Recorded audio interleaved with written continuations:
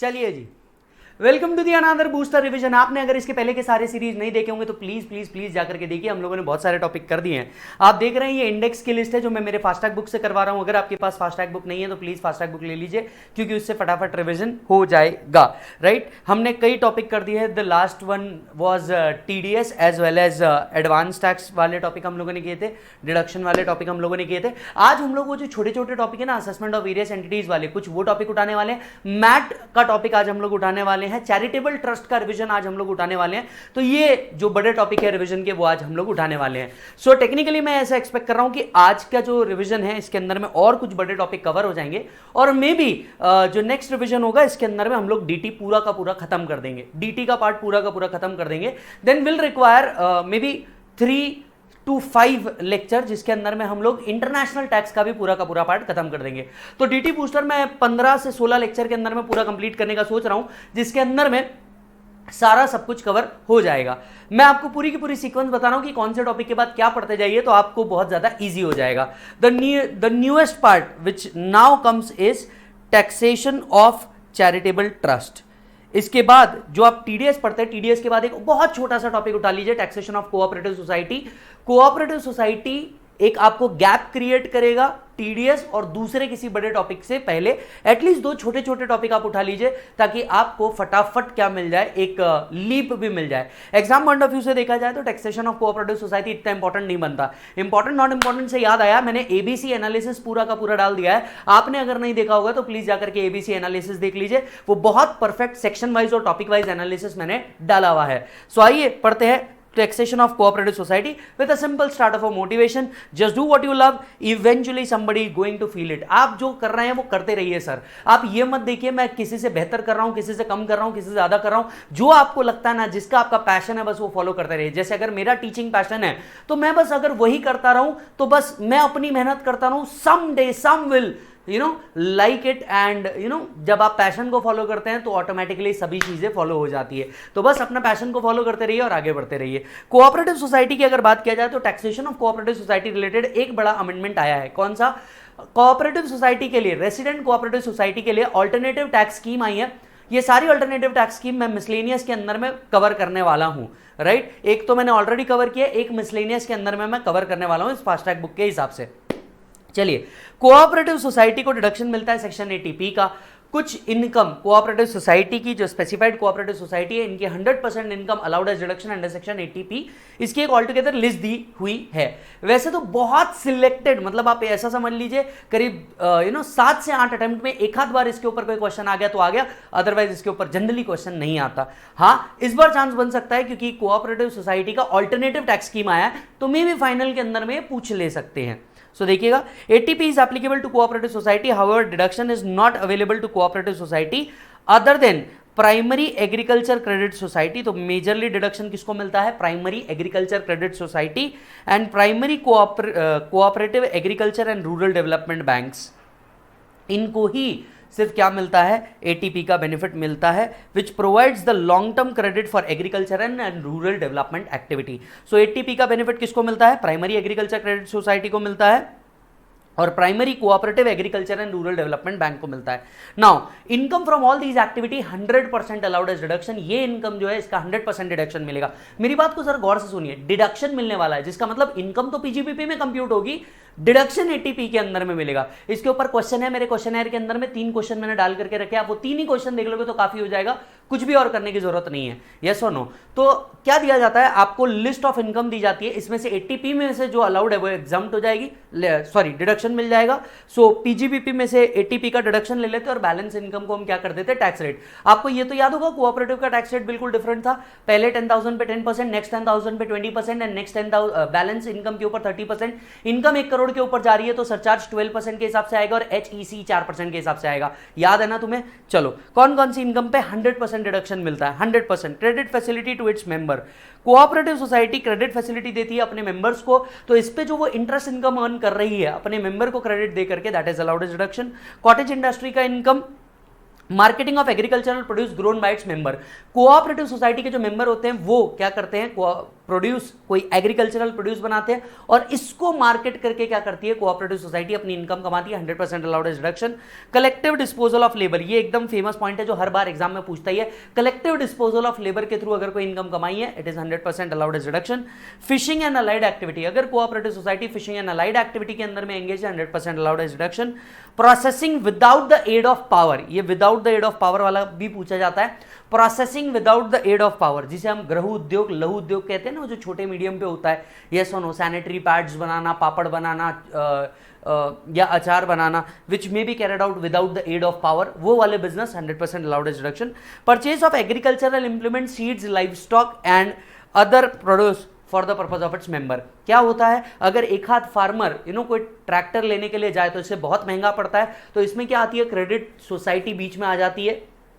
ये क्या करती है, एक साथ लेवी में भी जॉन डियर के साथ कॉन्ट्रैक्ट करेगी, एक साथ 100 ट्रैक्टर उठाएगी और अलग अलग फार्मर्स को दे देगी। एक साथ 100 ट्रैक्टर्स का डील होगा तो सस्ते में भी मिलेगा, तो ये सस्ते में मिलते हैं और अपने मेंबर को विद अ लिटिल प्रॉफिट और नो प्रॉफिट पे क्या कर दिया जाता है, शिफ्ट कर दिया जाता है। इससे अगर कोई इनकम कमाई होगी, 100% allowed as deduction.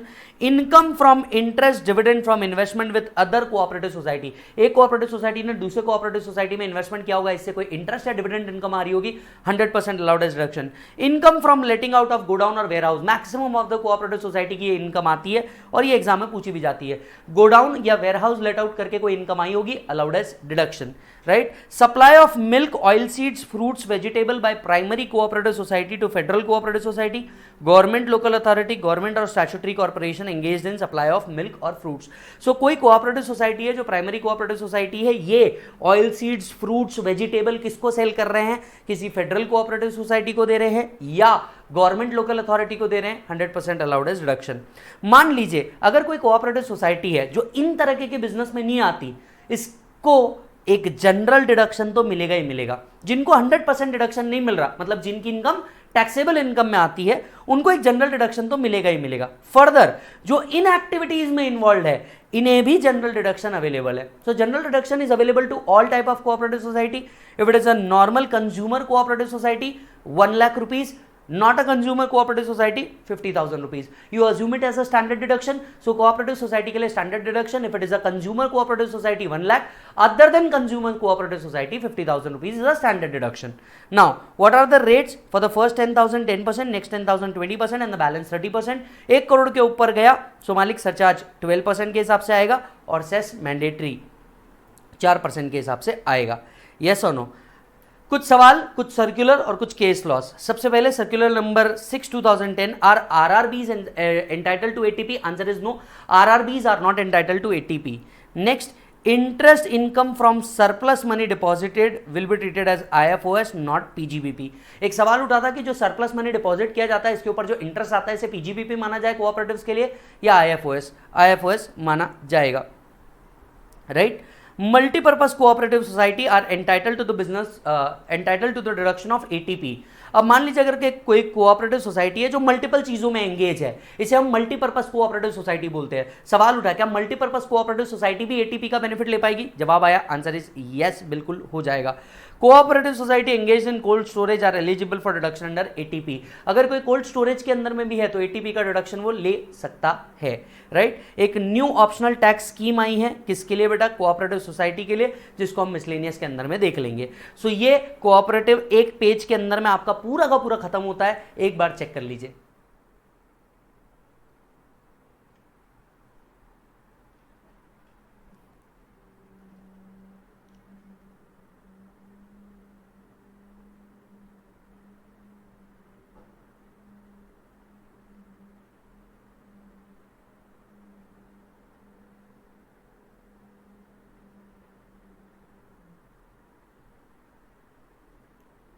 If it is done,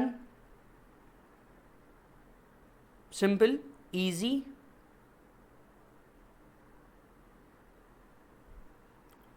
let's go forward. Cooperative society में भी 5 से 10 मिनट, काम खत्म। इससे ऊपर का टाइम आपको नहीं देना चाहिए इस टॉपिक के ऊपर, राइट। इसके बाद आते हैं एक और चैप्टर के ऊपर, एग्जम्पशंस। एग्जम्पशंस क्या होते हैं? सेक्शन 10 के अंदर में एक पूरी की पूरी लिस्ट लिखी हुई है कौन कौन सी इनकम एग्जाम्प्ट है, कौन कौन सी इनकम एग्जाम्प्ट है। इस टॉपिक को भी अगर आप दो पार्ट में दौड़ोगे, कुछ एग्जाम्पशन नॉन रेसिडेंट के लिए अवेलेबल है और कुछ एग्जाम्पशन रेसिडेंट के लिए अवेलेबल है। नॉन रेसिडेंट से रिलेटेड जो एग्जाम्पशन है वो एनआर टैक्सेशन टॉपिक में आपको देखने को मिलेंगे इंटरनेशनल टैक्स में, एनआर टैक्सेशन टॉपिक के अंदर में आपको देखने को मिलेंगे इंटरनेशनल टैक्स में, और यहां पे इन जनरल एग्जाम्पशन कवर है।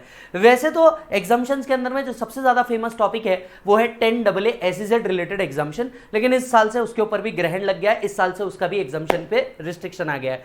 बाकी कुछ सेक्शन है जिनको आपको याद रखना है एग्जाम्पशन पॉइंट ऑफ व्यू से, वो हम यहां पे डिस्कस कर लेंगे।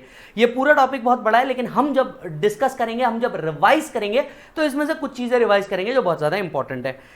With a simple motivation, well done is better than well said. देखिए, बातें कितनी भी कर लो, आप में से कई लोग ऐसे होंगे या आप कई ऐसे लोगों को जानते होंगे जो हमेशा सिर्फ बातें करते हैं, जिनके पास नॉलेज तो भरपूर है लेकिन वो कभी आउटपुट कुछ नहीं निकाल पाते। दिस इज बिकॉज वो बातें ज्यादा करते हैं और काम कम करते हैं। आपको हमेशा किन कैटेगरी में आना है? जो काम ज्यादा करते हैं और बातें कम करते हैं। जितना ज्यादा आप अपने ऊपर फोकस करोगे, उतना ज्यादा आपका रिजल्ट आपके खुद के ऊपर फोकस करेगा। एक लाइन मेरी याद रखना, the things on which you focus automatically grow. जिस चीज के ऊपर आप फोकस करोगे वो ऑटोमेटिक ग्रो हो जाएगी, याद रखना। चलिए, कुछ इनकम। सबसे पहली बात, चीजों पे मैं स्टार मार्क लगा दूंगा, उतनी चीजें आप एग्जाम में पढ़ के चल जाना, काम खत्म हो जाएगा। राइट, रिवीजन कर रहे हैं हम, याद रखिएगा। सबसे पहली बात, एग्रीकल्चरल इनकम। इसके ऊपर तो मैंने पूरा टॉपिक ही पढ़ा दिया आपको पीजीबीपी पढ़ाते वक्त। दूसरा, एचयूएफ से आने वाली इनकम, जो फैमिली बिजनेस से आने वाली इनकम होती है in the hands of family members, it is exempt. So amount received out of the family income or in case of an impartible state is totally exempt. तो family business से आने वाली income exempt. 10(2)A सबसे ज्यादा पूछा जाने वाला, firm partner को क्या क्या देता है? Share, remuneration, interest commission. Remuneration interest commission is taxable in PGBP while share is exempt under 10(2)A. So partner shares in the total income of the firm is exempt in the hands of what? Partner. In the hands of what? Partner.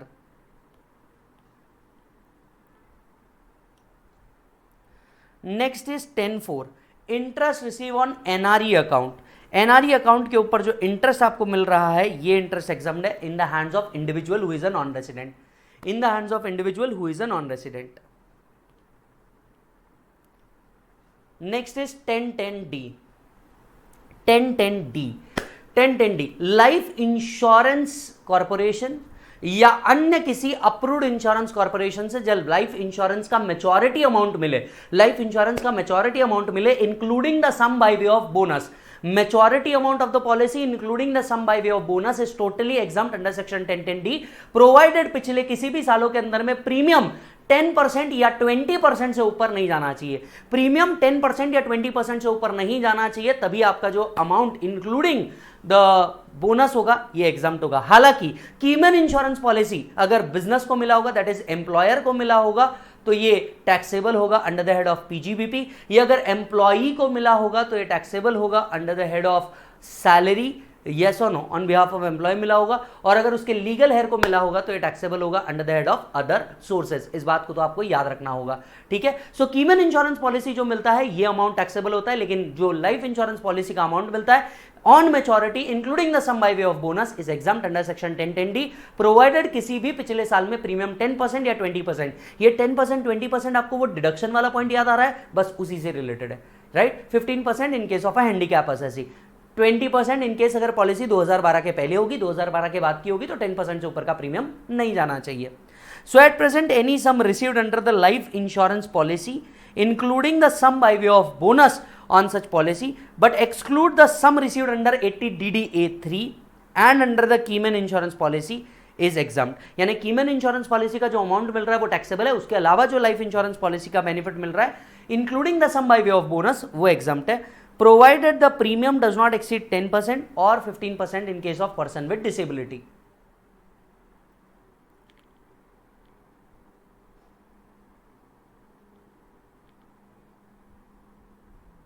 if it is done।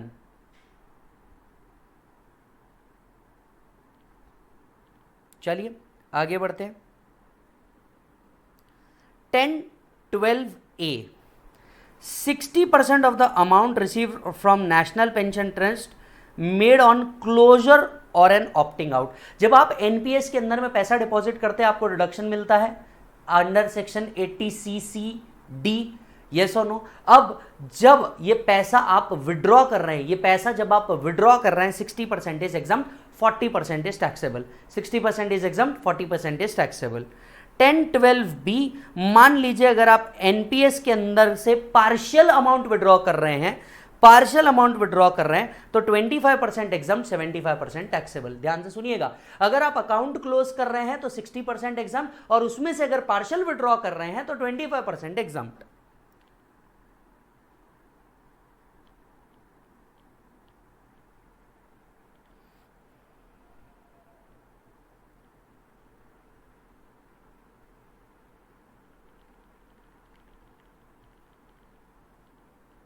Done, आगे बढ़ते हैं।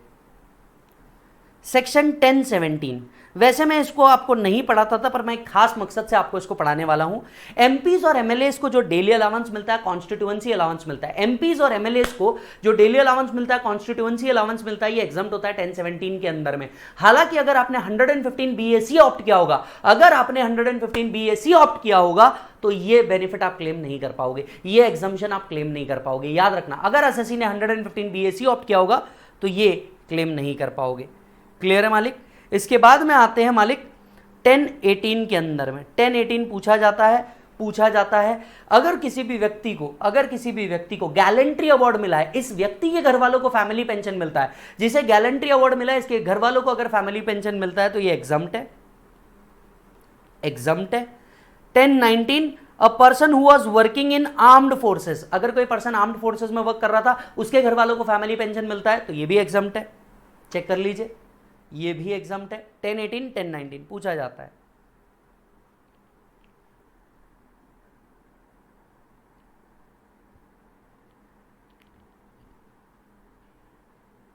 If it is done, चलिए जी आगे बढ़ते हैं। जैसा कि आपको पता है हम सिर्फ और सिर्फ इंपॉर्टेंट वाले ही कवर कर रहे हैं यहां पे, नेक्स्ट पेज में कुछ नहीं। ये सब इन्वेस्टर प्रोटेक्शन फंड है, ट्रेड यूनियंस, प्रोफेशनल एसोसिएशंस, इनकी इनकम वैसे भी टैक्सेबल नहीं है। 10(26)AAA, income of a Sikkimese individual from the state of Sikkim. अगर कोई इंडिविजुअल है, सिक्किमिज इंडिविजुअल है, स्टेट ऑफ सिक्किम से जितनी भी इनकम आ रही है वो पूरी की पूरी एग्जाम्प्ट है। इसके अलावा इंटरेस्ट या डिविडेंड भले ही स्टेट ऑफ सिक्किम से ना भी आए, कहीं से भी आए तो ये एग्जाम्प्ट है। याद रखिएगा, सिक्किमिज इंडिविजुअल को जो इनकम आ रही है from the state of Sikkim वो पूरी की पूरी एग्जाम्प्ट है, और इंटरेस्ट और डिविडेंड वो पूरे इंडिया से कहीं से भी आ रहा है, ये पूरा का पूरा एग्जाम्प्ट है। ये याद रखिएगा। हालांकि ये बेनिफिट उसको नहीं मिलेगा, एक सिक्किमिस वुमन को who Mary's a non Sikkimese man after 2008।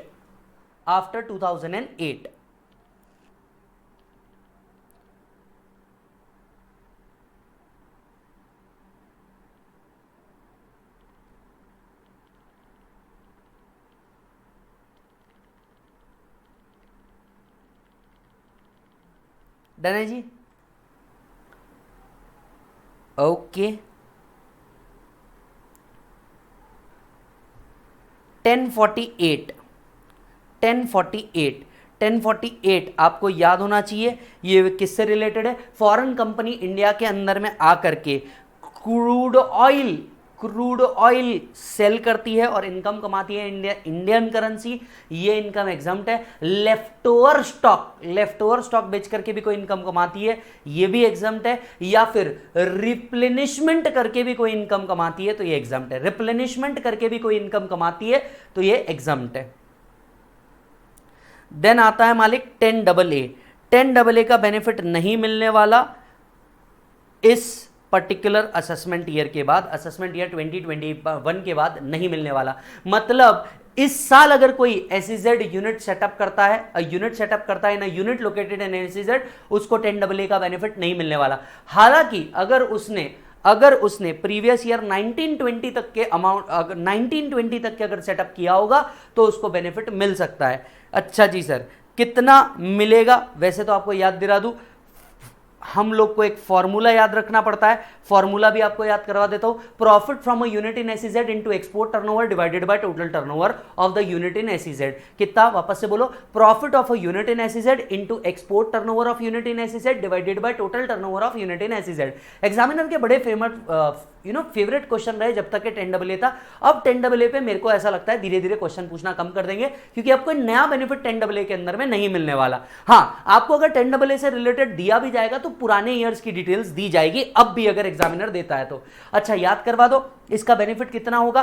पहले 5 साल from the date of setup, पहले 5 साल 100% ऑफ द फॉर्मूला, या फिर 5 साल के बाद 50% ऑफ द फॉर्मूला, और 10 साल के बाद अगर कंडीशन सेटिस्फाई करते हो तो और 5 साल का बेनिफिट है। इन टोटल 15 साल का बेनिफिट है। पहले 5 साल 100% of the amount of this formula, next 5 साल 50% of the amount of this formula, उसके बाद अगर कंडीशन और सेटिस्फाई करते हो, फर्दर कंडीशन, रिजर्व्स वगैरह रखना होता है, याद है तुम्हें, रिजर्व्स वगैरह आप रखते हो तो और 5 साल का बेनिफिट आपको मिल सकता है। याद रखिए, जो बिजनेस होना चाहिए था ये न्यू होना चाहिए, नॉट आफ्टर स्प्लिटिंग अप और reconstruction, accept in case given in 33B।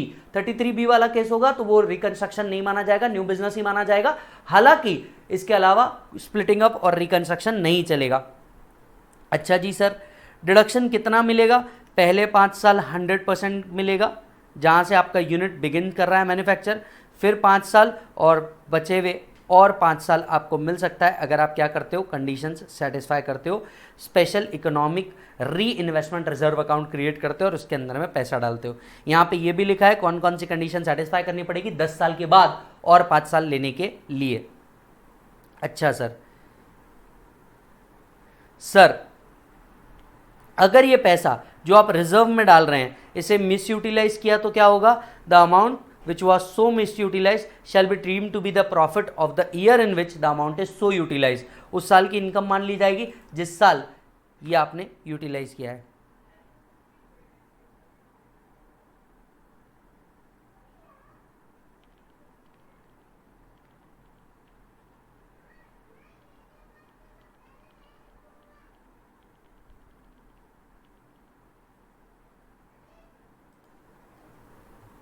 That's it.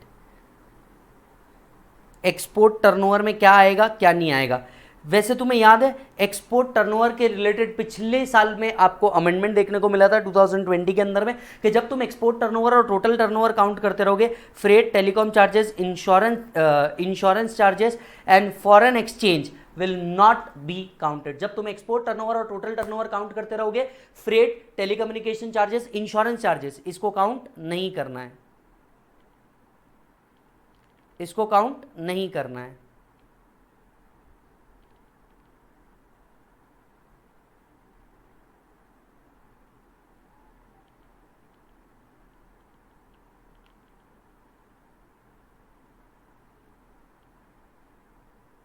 Done हो गया जी, okay.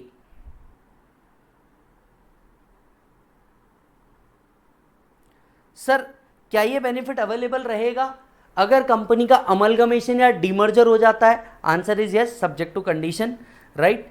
In the event of any undertaking being a unit entitled for deduction under this section being transferred before the expiry of the period specified in this section to the another undertaking or scheme, no deduction shall be admissible in the section to the amalgamating or demerged company, and the provision of this section would apply to amalgamated company as they would have applied to amalgamating company और demerged unit. So in short, अगर amalgamation या demerger होता है तो क्या सामने वाली company को भी ये बेनिफिट मिलेगा। Answer is yes. इसके ऊपर केस स्टडी क्वेश्चन बना करके आपको मिल सकता है, राइट।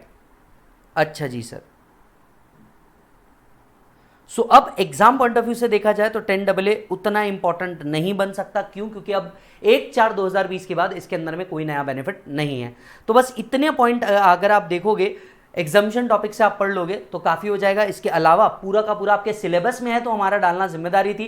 फास्ट ट्रैक के अंदर में मैंने इसे पूरा कवर किया है, रेगुलर के अंदर में पूरा कवर किया है, पर रिवीजन के अंदर में बस आप इतने स्पेसिफिक सेक्शन कवर कर लो एग्जामिशन के, काफ़ी हो जाएगा। इसके अलावा कुछ भी करने की जरूरत नहीं पड़ेगी। तो एक बार सिर्फ जो इंपॉर्टेंट है उसके ऊपर नजर लगाइए।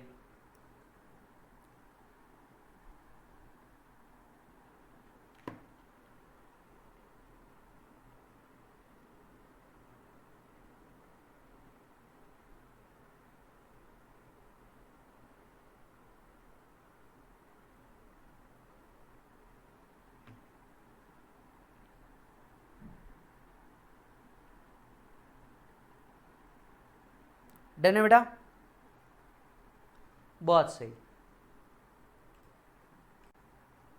चलो जी, एग्जम्पशन अगर आपने खत्म कर लिया तो अब एक बड़ा टॉपिक उठाना है, इसके बाद जानबूझ करके एक बड़ा टॉपिक उठाना, सो दैट रिवाइज कर सको, and that should be the charitable trust. Examiner का बिल्कुल फेवरेट टॉपिक है, प्रैक्टिकल क्वेश्चन इससे एक ना एक तो आता ही है। और चैरिटेबल ट्रस्ट के अंदर में एक बड़ा अमेंडमेंट आया था 12AB, that is the new process for registration of trust. आप सभी को पता होगा new process for registration of trust को आगे शिफ्ट कर दिया गया, दैट इज 1/4/2021 को शिफ्ट कर दिया है। तो आप बच गए, याद रखना आप बच गए, लेकिन बच्चे रहोगे इसकी कोई गारंटी नहीं है। क्यों? क्योंकि भाई साहब हुआ ये है कि इसे शिफ्ट कर दिया गया है, बस अभी बच गए हो, जल्दी से पास नहीं हुए तो बचे नहीं रहोगे, इस बात को याद रखिएगा। चैरिटेबल ट्रस्ट बहुत इजी टॉपिक है, बहुत इजी टॉपिक है अगर आपने इसको ईमानदारी से पढ़ लिया तो। ईमानदारी से अगर आप पढ़ोगे तो चैरिटेबल ट्रस्ट जितना आपको इजी टॉपिक ही नहीं मिलने वाला, राइट। कुछ चीजों के ऊपर फोकस करना है, जैसे एग्जिट टैक्स के ऊपर फोकस करना है आपको, क्योंकि वो एक पॉइंट है जिसके ऊपर क्वेश्चन आता है। कौन कौन सी इनकम चैरिटेबल ट्रस्ट की एग्जम्प्ट है, किस किस चीजों को एप्लीकेशन ऑफ इनकम माना जा सकता है, इन चीजों के ऊपर अगर आप फोकस कर लो काम खत्म हो जाएगा, आपको इसके अलावा कुछ भी करने की जरूरत नहीं पड़ेगी, ये बात याद रखना, ठीक है। सो चैरिटेबल ट्रस्ट बहुत ईजी है, अभी भी वो पुराना वाला ही चैप्टर है, इसमें अमेंडमेंट आने वाला था 1/10 से, पर इसे क्या कर दिया गया, आगे बढ़ा दिया गया, तो आप शांति से ओल्ड प्रोसेस के साथ आगे बढ़ सकते हो।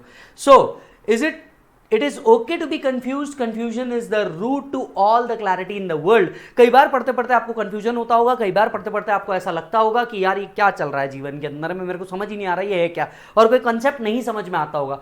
कोई बात नहीं बेटा, एक बार जरा शांति से अगर आप उस कंसेप्ट को पढ़ोगे, बेसिक्स को पढ़ोगे, सारी चीजें क्लियर हो जाएगी, सारी चीजें क्लियर हो जाएगी। कंफ्यूजन आना अच्छी बात है कि तुम कुछ ट्राई कर रहे हो, समझ में आई बात। सो चलिए आइए चैरिटेबल ट्रस्ट की बात करते हैं। क्या चैरिटेबल ट्रस्ट डिफाइंड है? Answer is yes, charitable purpose is defined है। ये चैप्टर चैरिटेबल और रिलीजियस पर्पस के लिए होता है, लेकिन रिलीजियस पर्पस डिफाइंड नहीं है। और भारत जैसे देश में रिलीजियस पर्पस कैसे डिफाइंड हो सकता है मेरे भाई, आप बात समझ रहे हो? भारत जैसे देश में रिलीजियस कभी भी डिफाइंड नहीं हो सकता, राइट। हाँ, पर चैरिटेबल डिफाइंड है, और ये डेफिनेशन आपको बाय हार्ट लर्न करनी है, क्योंकि क्वेश्चन कोई भी आ जाए, थ्योरी आए या प्रैक्टिकल आए, ये चीज आपको लिखनी है। क्वेश्चन थ्योरी आए या प्रैक्टिकल आए, आपको ये चीज लिखनी है। मुझ पे अगर यकीन नहीं होगा तो आप इंस्टीट्यूट का कोई भी आंसर जाके देखो, सबसे पहले चैरिटेबल पर्पस है ये डिफाइन किया हुआ होता है, राइट। चैरिटेबल पर्पस को याद करने का बड़ा सिंपल तरीका है, मेरे में। कैसे याद रखोगे? बोलो, मेरे में। सो चैरिटेबल ट्रस्ट जो होता है, charitable is what? Charitable is an obligation जो ओनर किसी प्रॉपर्टी को ट्रस्ट के नाम पे देता है, right. It is a very simple game. Now charitable purpose की बात करें तो मेरे में आर ऑल चैरिटेबल पर्पस। पहला medical relief, M, medical relief. आप देखेंगे मैक्सिमम जो हॉस्पिटल्स होते हैं ये सारे के सारे चैरिटेबल ट्रस्ट होते हैं, इनको इनकी इनकम क्या करवानी होती है? एग्जाम्प्ट करवानी होती है। मेरे में, एम ई फॉर एजुकेशन। आप अपने कॉलेज को देख लीजिए, आप अपने यूनिवर्सिटीज को देख लीजिए, ये चैरिटेबल ट्रस्ट है। रिलीफ ऑफ पुअर, कोई ट्रस्ट जो रिलीफ ऑफ पुअर के लिए बना हो, राइट, रिलीफ ऑफ पुअर के लिए बनाओ। हाजिम प्रेम जी का ट्रस्ट आप देख लीजिए, रिलीफ ऑफ पुअर के लिए बना है। Next, preservation of environment including watersheds, forest and wildlife. आप अगर देखोगे फॉरेस्ट, जो जिन फॉरेस्ट के अंदर में एंट्री अलाउड है, इसको कोई ना कोई क्या बनाया जाता है? ट्रस्ट बनाया जाता है। जो वाइल्ड लाइफ सैंक्चुरीज है, इन्हें क्या बनाया जाता है? ट्रस्ट बनाया जाता है, और इनकी इनकम को क्या किया जाता है? एग्जाम्प्ट किया जाता है। Preservation of monuments, places, object of artistic historic interest. क्या मीनिंग है इसका? आपने अगर कोई ये देखा होगा, मॉन्यूमेंट्स देखा होगा, ताजमहल देख लीजिए, एक ट्रस्ट है, राइट। पुणे शनिवार वाड़ा देख लीजिए, एक ट्रस्ट है। तो ये जो मॉन्यूमेंट्स होते हैं इन्हें भी ट्रस्ट बना दिया जाता है, और इनकी जो इनकम है ये क्या कर दी जाती है? एग्जाम्प्ट कर दी जाती है।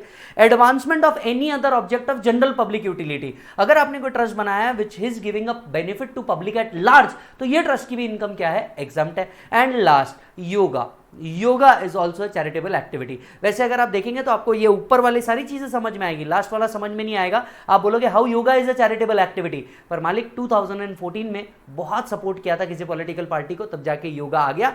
हालांकि ये नहीं बताया कि सपोर्ट किया इसलिए लाया, ये बताया यूनेस्को ने इसे डाल दिया है इंडिया के झूले के अंदर में, वर्ल्ड हेरिटेज बोल करके, इसके लिए हमने क्या कर दिया? योगा को चैरिटेबल दे दिया।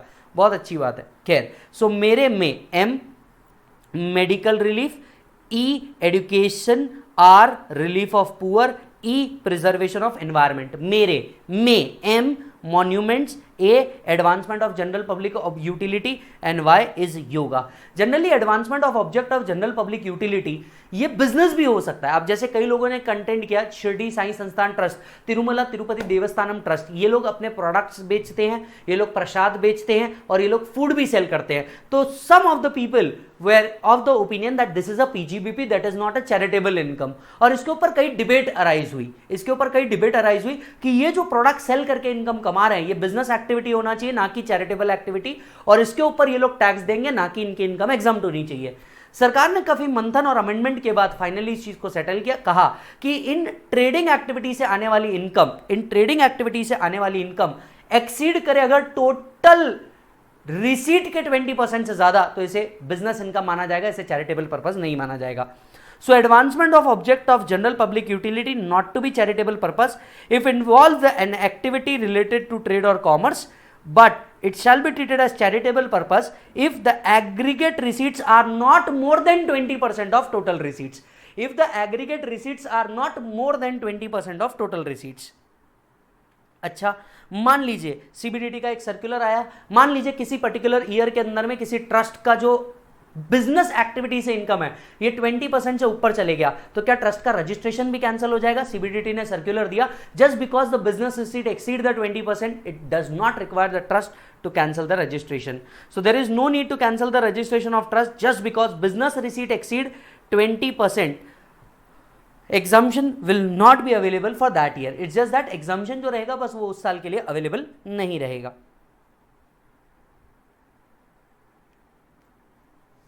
यस, आगे बढ़ते हैं। 11.1 exempt income of the trust. Trust की कुछ इनकम एग्जम्प्ट है, subject to the provision of 60 to 63 following income of the trust are exempt. Income held from property held under the trust wholly for religious and charitable purpose. जो income from property आ रहा है, trust की property से जो income आ रहा है ये टोटली एग्जम्प्ट है। Next is corpus donation. जो कॉर्पस डोनेशन दिया जा रहा है ये पूरा का पूरा एग्जम्प्ट है। एंड 15% ऑफ ग्रॉस रिसीट जो हम स्ट्रेट अवे असाइड कर देते हैं। तो 100 रुपए मिले, 15 रुपए स्ट्रेट अवे आपको सेट असाइड कर देना है, उसके ऊपर टैक्स नहीं लगने वाला।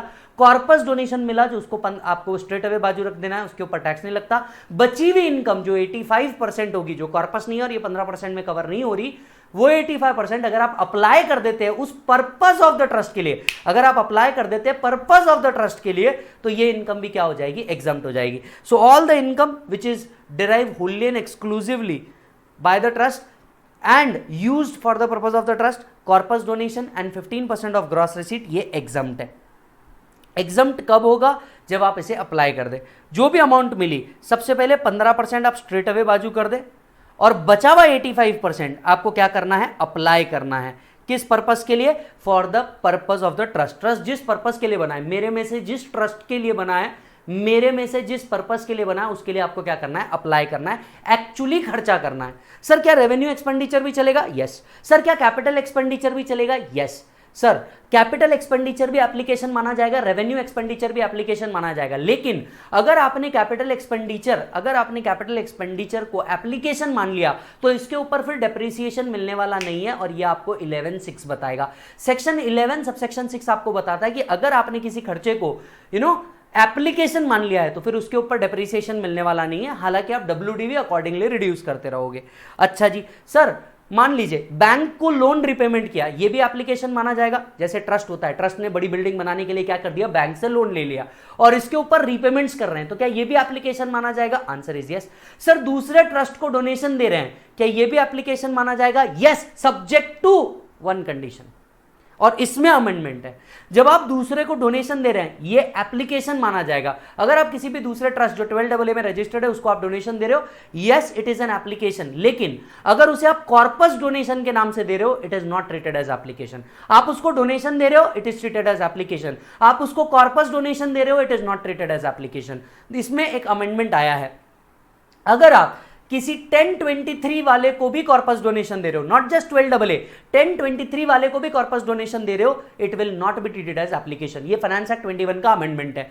ये फाइनेंस एक्ट 21 का क्या है बेटा? अमेंडमेंट है, राइट। सो ये भी चलेगा। अच्छा जी, सर क्या एक्चुअली एक्सपेंसेस करना जरूरी है? मान लीजिए हमने लाइबिलिटी इनकर कर ली तो भी चलेगा। फॉर एग्जांपल मान लीजिए 5 करोड़ लगने वाला है एक नया बिल्डिंग बनाने के लिए हॉस्पिटल के, कोविड सेंटर बोल करके 5 करोड़ रुपए लगने वाला है। हमने क्या कर दिया, एडवांस में 1 करोड़ दे दिया और 4 करोड़ अकाउंटिंग कर ली, तो क्या ये भी एप्लीकेशन माना जाता है? Answer is yes. अगर आप लाइबिलिटी भी इनकर कर देते हैं तो ये एक्सपेंसेस माना जाता है, अप्लाइड माना जाता है।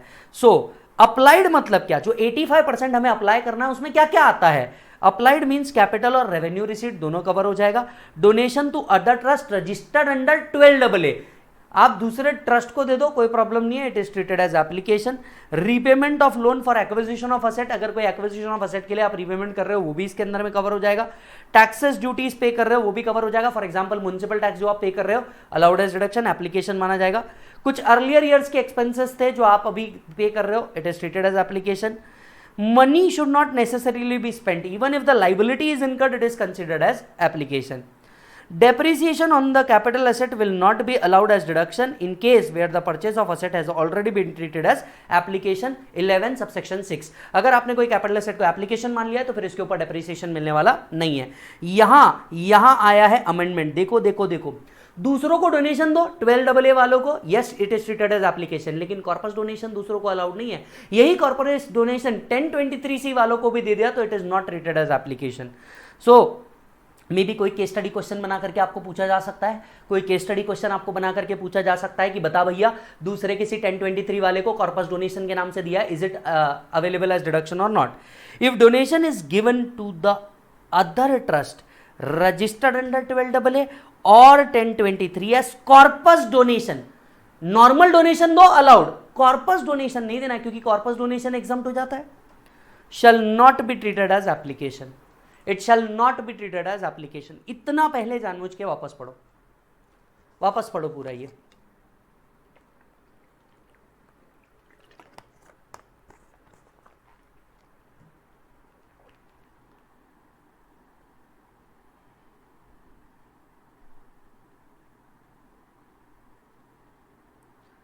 Is that done?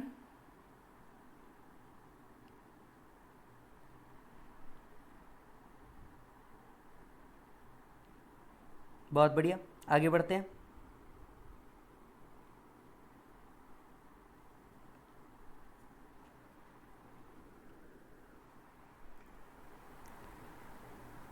याद रखें, जब भी आपको एक खर्चा कर रहा है आपको सेक्शन 40A IA और 40A3 के प्रोविजंस को याद रखना है। जब भी आप ये कोई खर्चा कर रहे हो, चाहे वो रेवेन्यू एक्सपेंडिचर कर रहे हो चाहे कैपिटल एक्सपेंडिचर कर रहे हो, पीजीबीपी के सेक्शन 40 को याद रखना है। सेक्शन 40 में क्या आ रहा था? पॉइंट नंबर 1, पेमेंट अगर कर रहे हो तो टीडीएस के साथ करना। टीडीएस अगर आपने डिडक्ट नहीं किया it is not treated as application. Payment अगर 10,000 से ऊपर कर रहे हो अकाउंट पे चेक ड्राफ्ट टीसीएस से करना, अगर आपने ऐसा नहीं किया it will not be allowed as deduction. तो सेक्शन 40A की कंडीशन याद रखना जब भी आप अप्लाई कर रहे होंगे तो। So for the purpose of determining the amount of application, जब हम एप्लीकेशन का अमाउंट डिटरमाइन करते रहेंगे, the provision of 40A IA TDS, 40A3 and 3A cash payment shall mutatis mutandis apply as they would have applied in computing the PGBP। तो बिल्कुल वो provision as it is apply करेगी as if they would have applied here, right. चलिए मान लीजिए 85% अगर इस साल खर्चा नहीं कर पाए तो, अगर आप 85% इस साल नहीं भी खर्चा कर पाए तो कोई प्रॉब्लम नहीं है। आपको क्या करना है, एओ को एक लेटर लिख करके देना है। यहां पे अब दो तरीके के क्या होते हैं, कम्युनिकेशन होते हैं, ध्यान से सुनिएगा। एक में भी आप खर्चा क्यों नहीं कर पाए, इसका पहला रीजन था या तो ये अमाउंट रिसीव ही नहीं हुई, या या रिसीव हुई लास्ट डे के ऊपर पर चेक क्लियर नहीं हुआ। फॉर एग्जाम्पल 31 को एक 1 करोड़ का चेक आया, अब 1 करोड़ मैं 31 को ही खर्चा कर सकता हूं क्या? नहीं। अब ऐसे केसेस के अंदर में आपका कोई स्पेसिफिक पर्पस नहीं है पर मनी रिसीव नहीं हो पाया या अदर रीजन की वजह से, आप क्या कीजिए, रिटर्न भरने से पहले एओ को कम्युनिकेट कर दीजिए कि सर देखिए ये पैसा रिसीव नहीं हो पाया या किसी अदर रीजन की वजह से हमने एडवांस दे दिया, हम एक्चुअल पूरा खर्चा नहीं कर पाए। आप एओ को लिख करके दे दो कि मैं आने वाले साल सब्सिक्वेंट ईयर के अंदर में इसे खर्चा कर दूंगा, इट इज डीम्ड एप्लीकेशन। भले ही आपने खर्चा नहीं किया पर एओ को आपने क्या कर दिया, लिख करके दे दिया कि मैं इस साल इसे खर्चा नहीं कर पाया हूं, अगले साल मैं इसे खर्चा कर दूंगा, कोई प्रॉब्लम नहीं है, तो भी ये डीम्ड एप्लीकेशन मान लिया जाएगा इसी साल। और इस साल अगर डीम्ड एप्लीकेशन हुआ, अगले साल अगर इसको आप एक्चुअली खर्चा कर रहे हो, it is not treated as application in next year. In short एक ही जगह पे ट्रीट हो जाएगा। So where the 85% could not be applied, 85 का शॉर्ट भी चलेगा, the balance amount, the amount could not be applied for the reason the whole amount has not been received. किसी ने कमिट कर दिया कि लेट्स से मैं 5 करोड़ रुपए दूंगा पर अब तक एग्जैक्टली आए नहीं है, or for any other reason, the assessee shall submit a declaration to the AO in form number 10 up to the date of filing return, stating that the amount shall be applied in the year of receipt or next year. जिस साल ये पैसा मिलेगा या next year के अंदर में मैं इसे क्या कर दूंगा, खर्चा करूंगा. Then such amount is treated as deemed to be applied. Further, if not applied in the year also, then it is treated as income for that year. अगर अगले साल भी आपने इसे खर्चा नहीं किया, जब आपने कमिट किया है, तो ये आपकी इनकम मान ली जाएगी अगले साल की.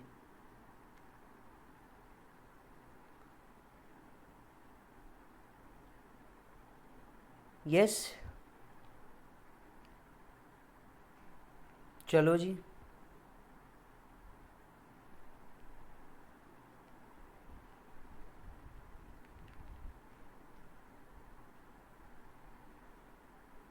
बढ़ते हैं आगे. अब आते हैं 11(2) के अक्यूमुलेट फॉर स्पेसिफिक पर्पस. इस पॉइंट को ध्यान से सुनिए. कई बार ऐसा होता है कि आने वाले 4 या 5 साल के लिए हम एक स्पेसिफिक पर्पस के लिए क्या कर रहे हैं, पैसे को लगा रहे हैं, राइट. मे बी कोई हॉस्पिटल बनाना चाहता है 5 साल बाद, या 5 साल बाद कई बार रिलीजियस ट्रस्ट के अंदर में ऐसा होता है कि 5 साल बाद कोई एक बड़ा ओकेजन आ रहा है. कुंभ मेला देख लीजिए, जो चैरिटेबल ट्रस्ट कुंभ मेला करता है, या राम जन्मभूमि ट्रस्ट जो होगा, ये कोई स्पेसिफिक पर्पस के लिए अब क्या करेगा, पैसा अक्यूमुलेट करेगा. कैसे? लेट से 2 साल बाद 3 साल बाद मंदिर बन जाएगा तो बहुत सारे लोग आने वाले हैं, उसके लिए पैसा अक्यूमुलेट कर रहा है ताकि बहुत सारे क्या की जा सके, तैयारी की जा सके. अगर मान लीजिए आप स्पेसिफिकली खर्चा नहीं करना चाहते और उस बड़े खर्चे के लिए आप अभी से पैसा अक्यूमुलेट करना चाहते हैं, तो अकॉर्डिंगली एओ को डिक्लेरेशन दे दीजिए कि भैया हम स्पेसिफिक पर्पस के लिए क्या कर रहे हैं, अक्यूमुलेट कर लें. अगर आपने ऐसा भी कर दिया तो इसे डीम्ड एप्लीकेशन माना जाएगा. अब मैक्सिमम आप कितने साल के लिए अक्यूमुलेट कर सकते हो? 5 साल. 5 साल के अंदर में अगर आपने इसे उस पर्पस के लिए खर्चा नहीं किया तो 6th ईयर की ये इनकम मान करके टैक्स कर दी जाएगी. Where the 85% is not applied but accumulated for specific purpose, it shall not be taxable if the following conditions are satisfied. It shall not be taxable if following conditions are satisfied. Assessee furnish a statement before AO stating that the purpose and period for which accumulation is made. Max 5 year. Right. Such money should be deposited. तब तक ये 5 साल इस पैसे का क्या करना है, आपको 11(5) के अंदर में इस पैसे को डिपॉजिट करके रखना है. 11(5) के मोड में आपको क्या करना है, इस पैसे को डिपॉजिट करके रखना है. और ये पैसा आप किसी भी दूसरे ट्रस्ट को डोनेट नहीं कर सकते. जो पैसा स्पेसिफिक पर्पस के लिए आपने लेकर के आया है, ये पैसा आप किसी भी और ट्रस्ट को डोनेट नहीं कर सकते. इस बात को याद रखना, right. If donation is given to the other trust as corpus donation, it shall not be treated as application. याद रखिएगा, राइट. अच्छा जी, यहां से पढ़िए 11(5). 11(5) क्या बोलता है? अगर आप 5 साल पैसे को क्या करना चाहते हो, अक्यूमुलेट करना चाहते हो, तो इसे कुछ स्पेसिफिक मोड, सेफ मोड के अंदर में आपको क्या करना है, इसे इन्वेस्टमेंट करना है. अब सेफ मोड मतलब क्या, आपके मन में ये सवाल आना चाहिए कि सेफ मोड ऑफ इन्वेस्टमेंट मतलब क्या. आइए जरा देखिए सेफ मोड ऑफ इन्वेस्टमेंट्स में क्या क्या आता है. इन्वेस्टमेंट इन गवर्नमेंट सिक्योरिटीज, इसमें डिपॉजिट कर दो. Post office saving bank account में डिपॉजिट कर दो. शेड्यूल कोऑपरेटिव बैंक में डिपॉजिट कर दो. इन्वेस्टमेंट कर दो सेंट्रल गवर्नमेंट, स्टेट गवर्नमेंट की सिक्योरिटी में. यूनिट्स ऑफ यूटीआई के यूनिट्स ले लो. इन्वेस्टमेंट्स और deposits in the public sector company, किसी पब्लिक सेक्टर कंपनी के अंदर में आप डिपॉजिट कर दो, right. Deposits with investment in any bond issued by the industrial and housing corporations. Deposit with investment in any bond of the public company providing long term finance, any other mode of investment as may be prescribed. अब ये any other mode of investment as may be prescribed में notification number 15 2020 आया है, जो कहता है कि अगर आपने इक्विटी शेयर्स लिए हैं या बॉन्ड लिए हैं या डिबेंचर लिए हैं ऐसी कंपनी के जो retail payment, digital payment systems को ऑपरेट कर रही है, जिसका 51% पेमेंट कॉर्पोरेशन ऑफ इंडिया ने होल्ड किया हुआ है, ये इन्वेस्टमेंट भी सेफ इन्वेस्टमेंट माना जाएगा. ये रीसेंट चेंज है इस सेक्शन के अंदर में. नोटिफिकेशन आया है 2020 के अंदर में कि अगर आप इक्विटी शेयर ले लेते हो, बॉन्ड ले लेते हो, डिबेंचर ले लेते हो, उन कंपनीज के जो retail payment system, digital payment system के अंदर में एंगेज है, जिसका 51% पेमेंट कॉर्पोरेशन ऑफ इंडिया ने होल्ड किया है, बीम, यूपीआई, यस, तो ये भी सेफ इन्वेस्टमेंट माना जाएगा.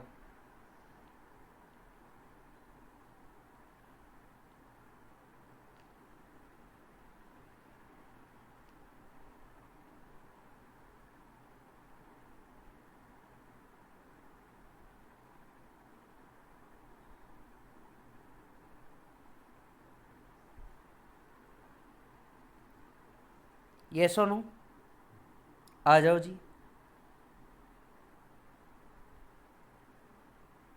चेक। आगे का, वापस से इधर आइए।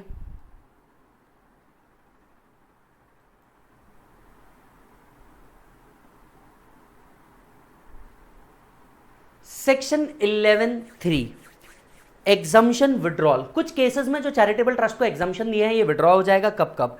पहला, the income is applied for other than charitable और रिलीजियस पर्पस। अगर आपने ये पैसे को अप्लाई किया है फॉर अदर देन चैरिटेबल और रिलीजियस पर्पस, ये क्या कर दिया जाएगा सर? एग्जम्पशन आपका विड्रॉल कर दिया जाएगा। इनकम सीज टू अक्यूमुलेट और सेट अपार्ट। 11(5) के हिसाब से आपको क्या करना था? अक्यूमुलेट करना था या सेट अपार्ट करना था? नहीं कर पाए। accumulated but not applied in 5th year then taxable in the 6th year। अगर आपने 5 साल का accumulation बोला था, 5 साल के अंदर में आपने accumulate नहीं किया, तो in the next year that is 6th year के अंदर में वो taxable हो जाएगा। fund not invested as per 11(5) donation to a trust taxable in the year of such donation। आपने किसी ट्रस्ट को डोनेट कर दिया, जिस साल आपने डोनेट कर दिया, for corpus and other purpose, covered.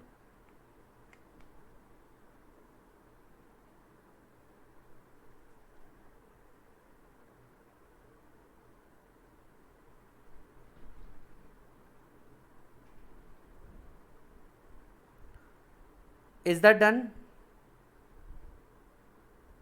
बहुत बढ़िया जी। आ जाओ 11(3) exemption on application to AO.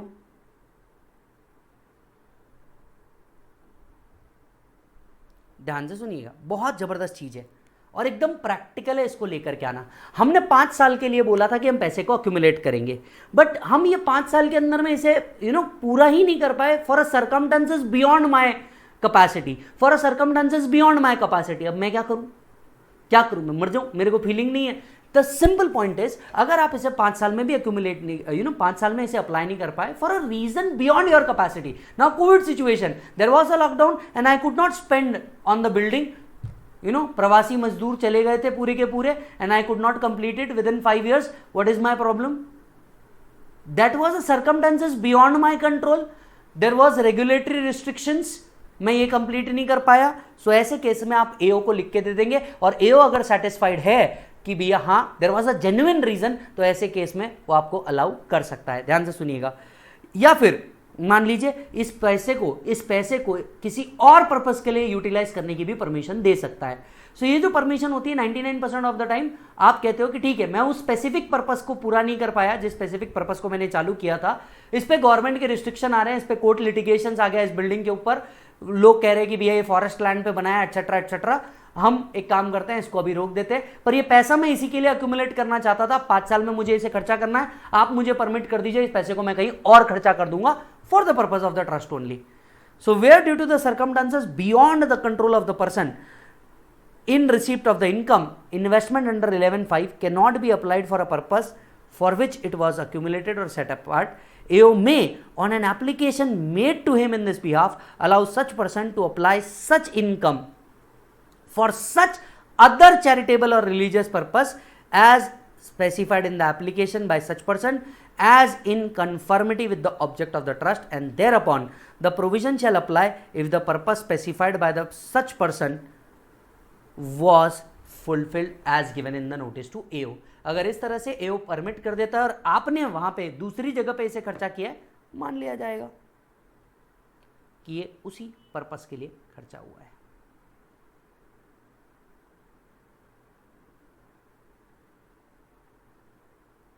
Done है सब जी?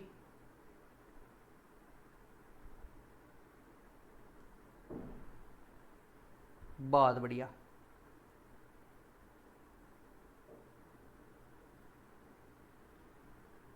आ जाओ।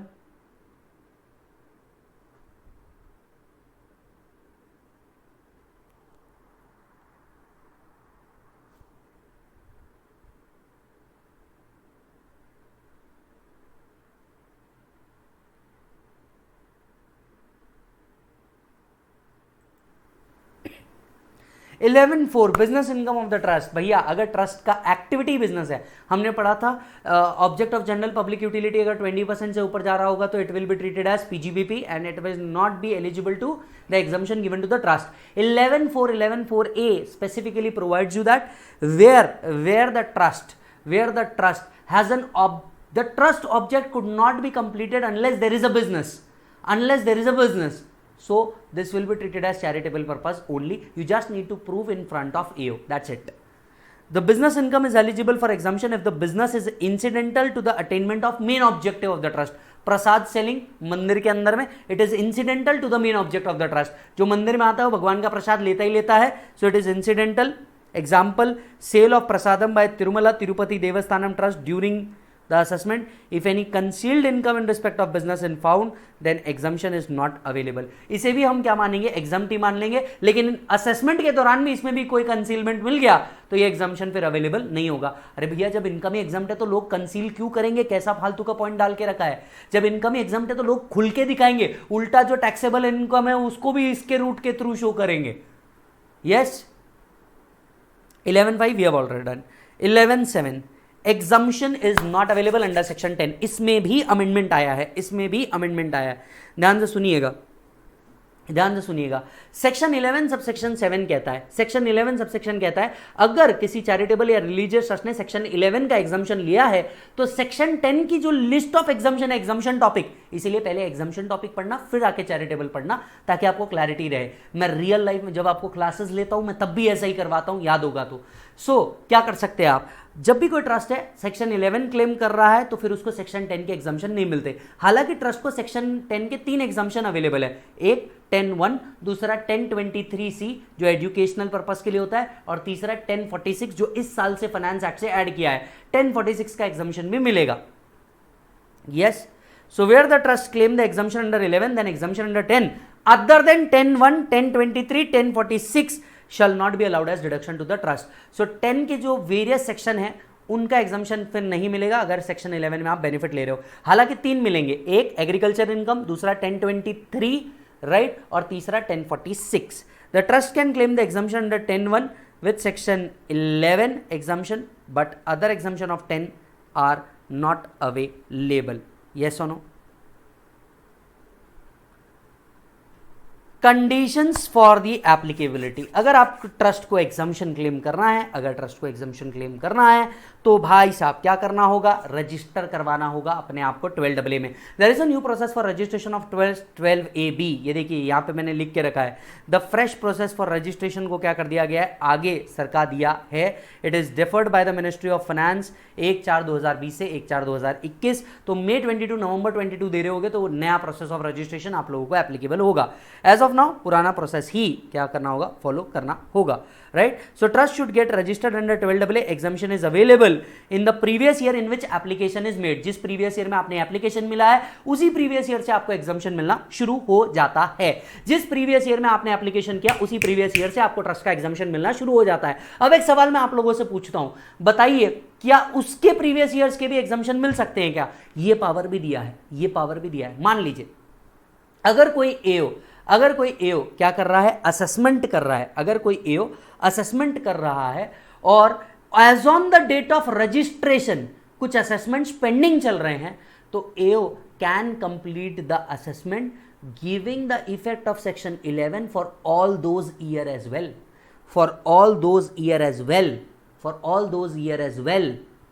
सो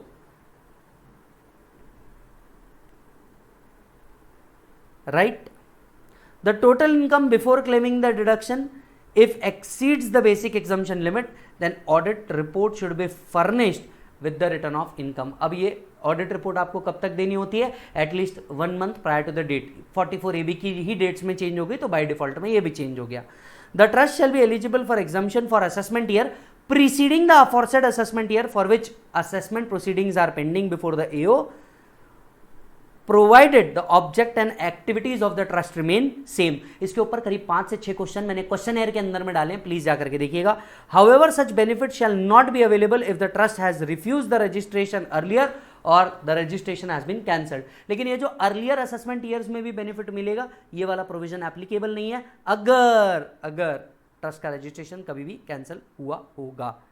यस अच्छा जी, मान लीजिए क्या 147 इनकम एस्केपिंग असेसमेंट माना जा सकता है? No, no action can be taken under 147 by the AO in case the trust only because of non registration of the trust for said assessment year। उन years में रजिस्ट्रेशन नहीं था, इसका मतलब ये नहीं आप एओ क्या कर देगा उसके ऊपर 147 ओपन कर देगा, ये नहीं हो सकता। आ जा मेरे भाई। Section 12AA procedure for registration of trust क्या होता था? Certain number of people form 10A के अंदर में किसको अप्लाई करते थे? सीआईटी को अप्लाई करते थे, हैविंग द जुरिस्डिक्शन। सीआईटी क्या करता था? इंफॉर्मेशन कॉल करता था, डॉक्यूमेंट्स वेरीफाई करता था, इंक्वायरी करता था और सेटिस्फाई होता था ऑब्जेक्ट ऑफ द ट्रस्ट से। इसके बाद या तो वो ये एक्सेप्ट करता था या तो ये रिजेक्ट करता था। राइट कब कब एक्सेप्ट करेगा? When the activities are genuine, objects of the trust are done and trust comply with the requirements of other laws. कब रिजेक्ट कर देता था? अगर ये ट्रस्ट जेन्युइन नहीं है या ऑब्जेक्ट उसके पूरे नहीं है या अदर लॉ के हिसाब से सही नहीं है। एक्सेप्ट या रिजेक्ट कितने दिन में करना था? Within 6 month from the end of the month in which application is made. Accept या रिजेक्ट कितने दिन में करना था? Within 6 month from the end of the month in which application is made. Sir 6 महीने के अंदर में सीआईटी ने अपना जवाब नहीं दिया तो it was deemed registered, otherwise the trust is deemed registered. Check कर लो मालिक, otherwise the trust is deemed registered.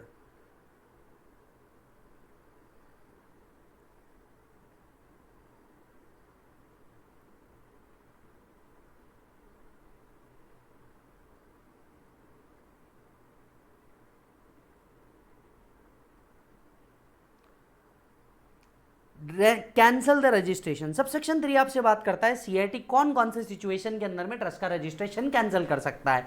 भैया ट्रस्ट जेन्युइन नहीं है, वो रजिस्ट्रेशन कैंसिल कर लेगा। कब पता चलेगा? असेसमेंट के दौरान या एओ से बताए, राइट, या वो एक्टिविटी कैरी आउट नहीं कर रहा as per the object of the trust, trust जिस ऑब्जेक्टिव के लिए प्रिपेयर हुआ था उस हिसाब से नहीं कर रहा है।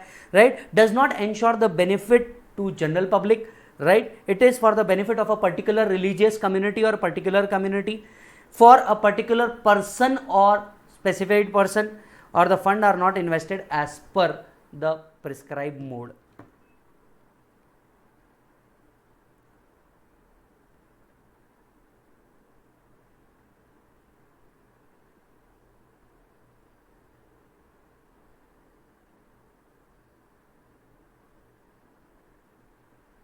Is that done? आओ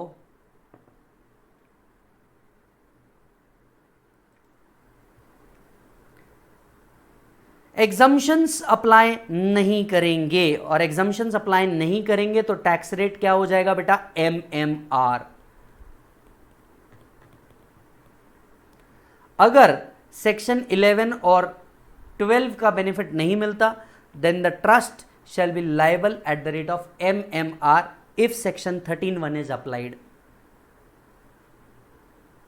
राइट आइए capital gain 11(1)(a), 11(1)(a) capital gain आया तो कैसे एग्जम्प्ट होगा?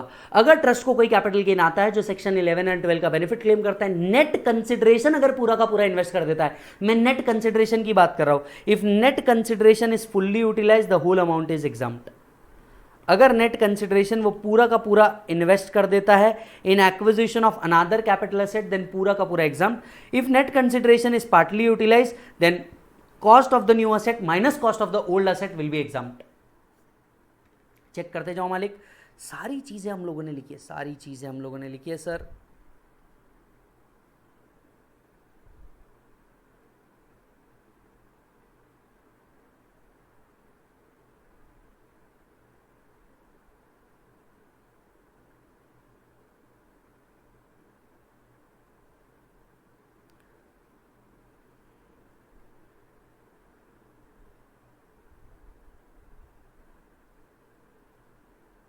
डन डन जी, बहुत बढ़िया।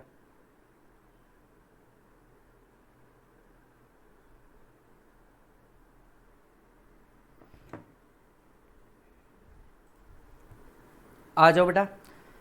एनोनिमस डोनेशन, ये एक चीज तो पूछी जाती है। एनोनिमस डोनेशन जो होता है up to 1 lakh normal rate पे टैक्सेबल होता है, 1 लाख के ऊपर स्पेशल रेट पे टैक्सेबल होता है। हम सभी को पता है एनोनिमस डोनेशन जो होता है ये 1 लाख रुपए तक के, तो 1 लाख या 5% ऑफ द रिसीट्स, मैं 1 लाख इस एंगल में बोल रहा हूं कि up to the amount generally 1 lakh, right, और 5% ऑफ द रिसीट्स, उसके बेसिस पे विच एवर इज हायर, तब तक के नॉर्मल रेट पे टैक्सेबल होता है, जो चैरिटेबल ट्रस्ट को लगते हैं उसके ऊपर ये हायर रेट पे चला जाता है। What is anonymous donation? Donation जो दिया गया लेकिन गिवर का name and other details available नहीं है।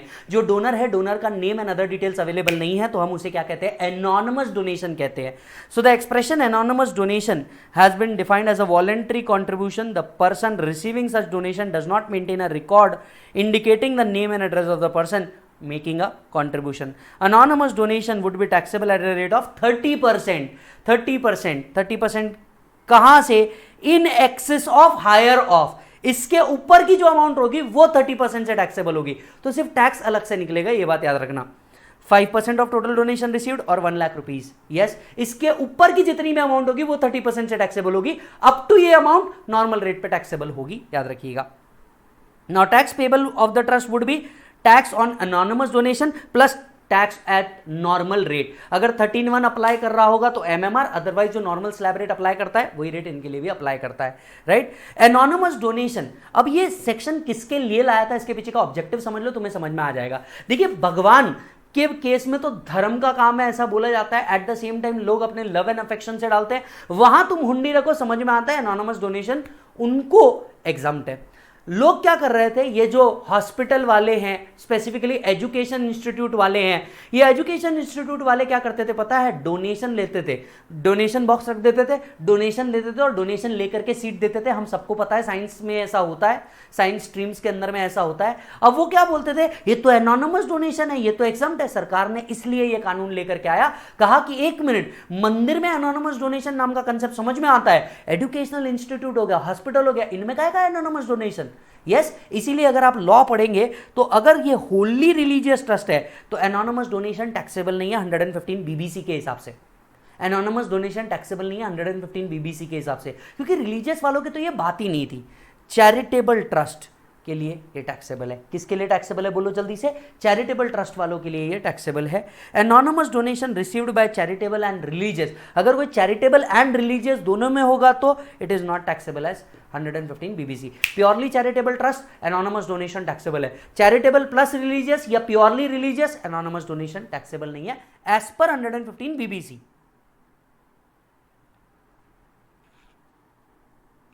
यस और नो?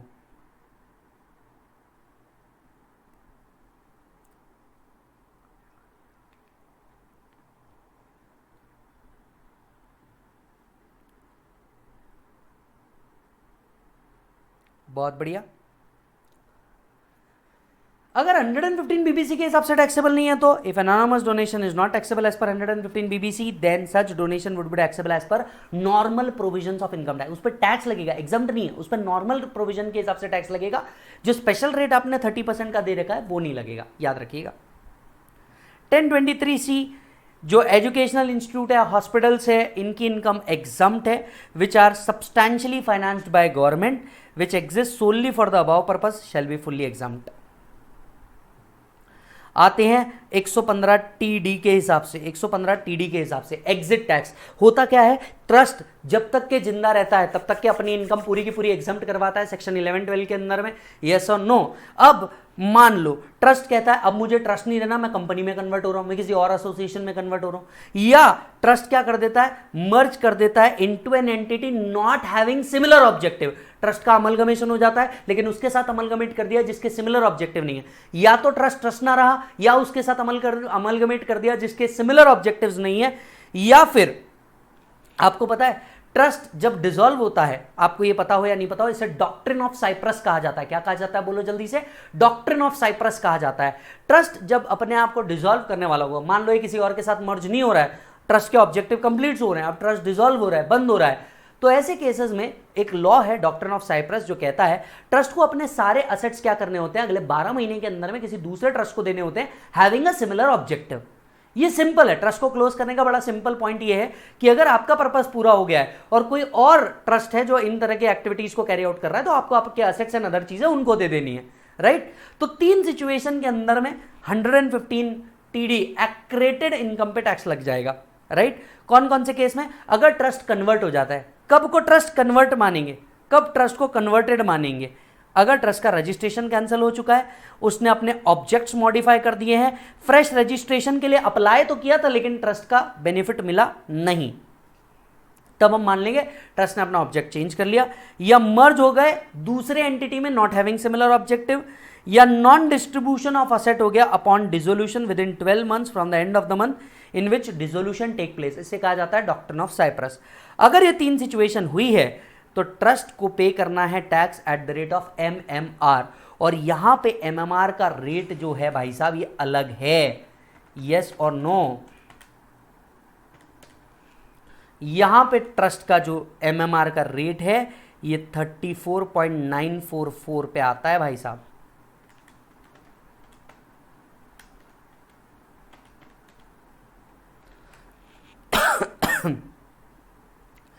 ये जो टैक्स आपको कंप्यूट करना है ये एक स्पेसिफाइड डेट पे कंप्यूट करना है। The accreted income is calculated at a specified date. The accreted income is calculated at a specified date. ये स्पेसिफाइड डेट क्या है? 14 days from the date of conversion, जिस दिन कन्वर्जन हुआ वहां से 14 दिन, 14 days from the end of the previous year where the fresh registration was rejected, 14 days from the date of merger, और 14 days after the end of 12 month. जैसे 12 months खत्म होते हैं वहां से 14 दिन। इस दिन पे आपको क्या कंप्यूट करना है? इस दिन पे आपको कंप्यूट करना है, इस दिन पे आपको कंप्यूट करना है एक्रेटेड इनकम। इस दिन पे 14th डे पे आपको एक्रेटेड इनकम कंप्यूट करना है। एक्रेटेड इनकम कैसे निकाला जाता है? Aggregate fair market value of total assets minus liabilities of the trust. Aggregate fair market value of the assets minus liabilities of the trust.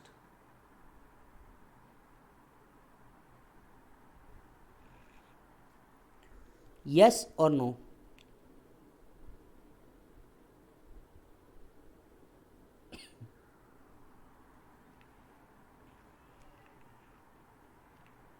If it is done,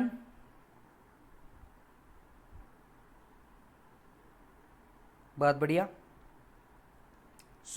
याद रखें specified day पे एक्रेटेड income compute की जाएगी। सीधा net worth कह दो, fair market value तो लेना है बस असेट का, बैलेंस शीट वैल्यू की जगह fair market value of the assets minus total liability, accreted income आएगा। एक्रेटेड इनकम पे आपको क्या करना है? MMR के बेसिस पर टैक्स देना है। यहां पे जो MMR का रेट होगा वो 34.944% आएगा। यस और no? Following assets and liabilities shall not be considered. जब हम टोटल असेट्स लाइबिलिटीज लेते रहेंगे कुछ चीज नहीं ली जाएगी। एक, जो असेट्स आपने एग्रीकल्चरल इनकम के थ्रू एक्वायर किया है। दो, जो असेट आपने रजिस्ट्रेशन से पहले एक्वायर किया। और तीसरा, जो आपने डॉक्ट्रिन ऑफ साइप्रस के तहत दूसरों को दे दिए, वो असेट्स हम काउंट नहीं करेंगे, वो असेट हम काउंट नहीं करेंगे।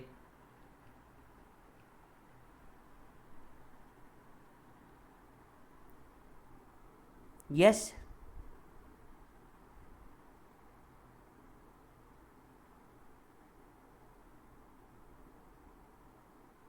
अच्छा जी,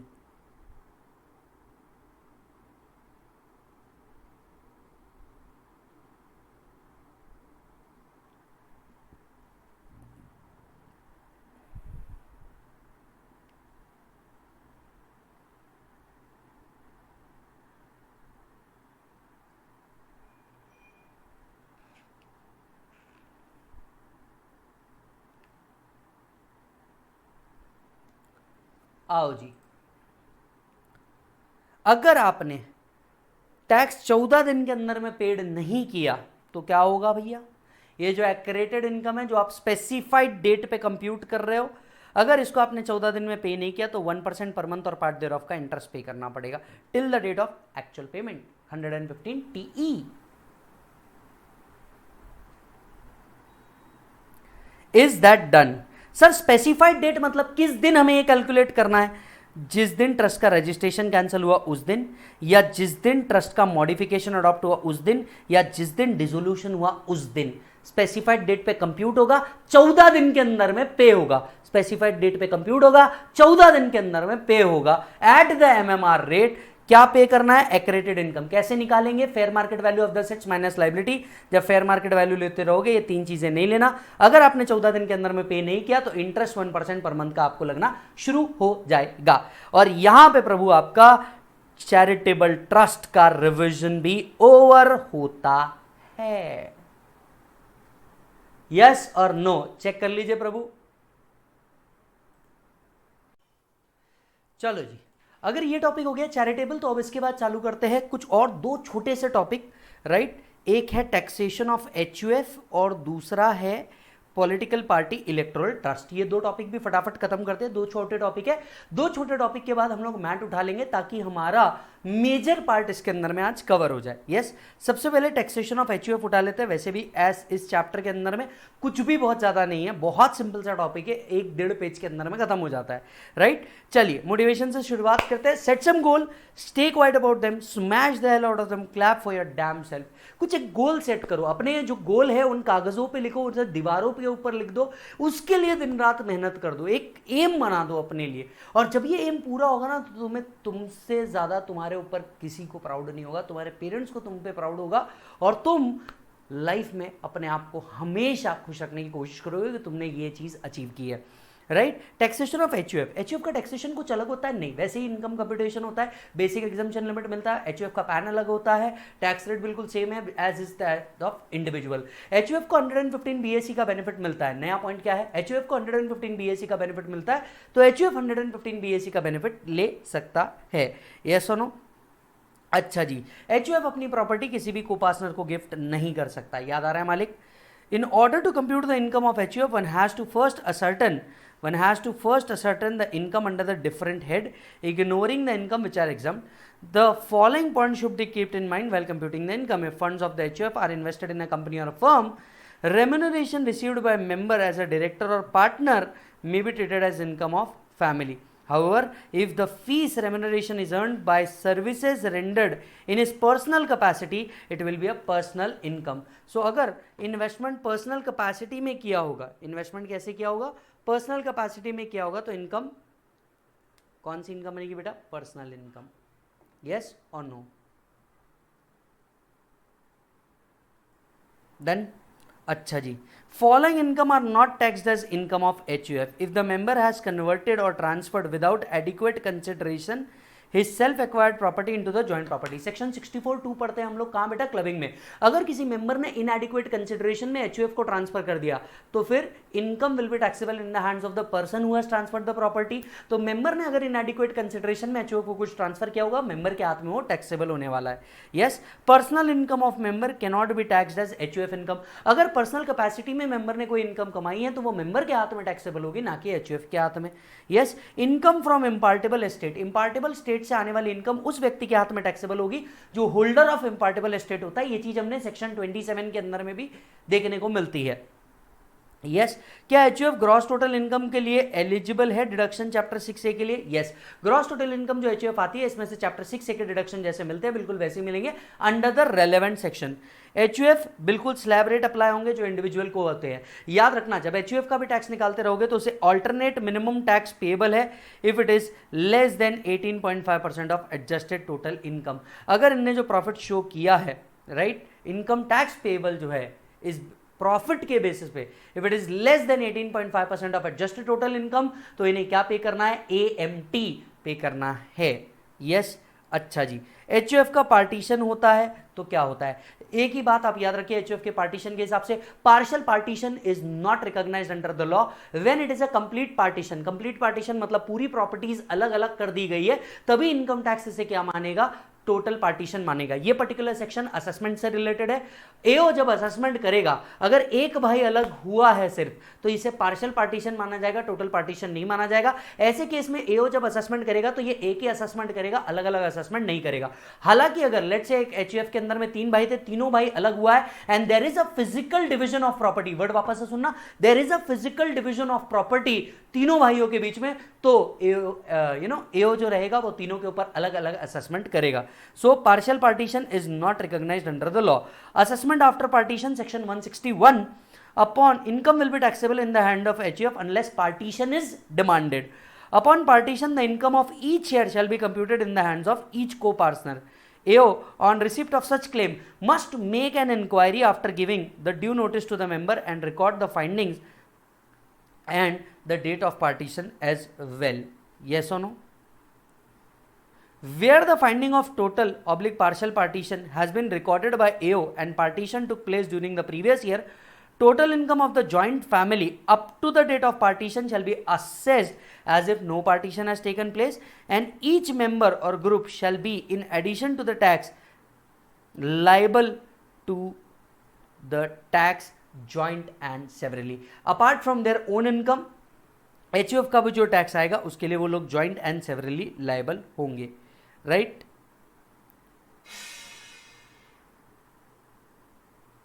The several liability of the member or the group of the member shall be computed according to the portion of joint family property allotted to him.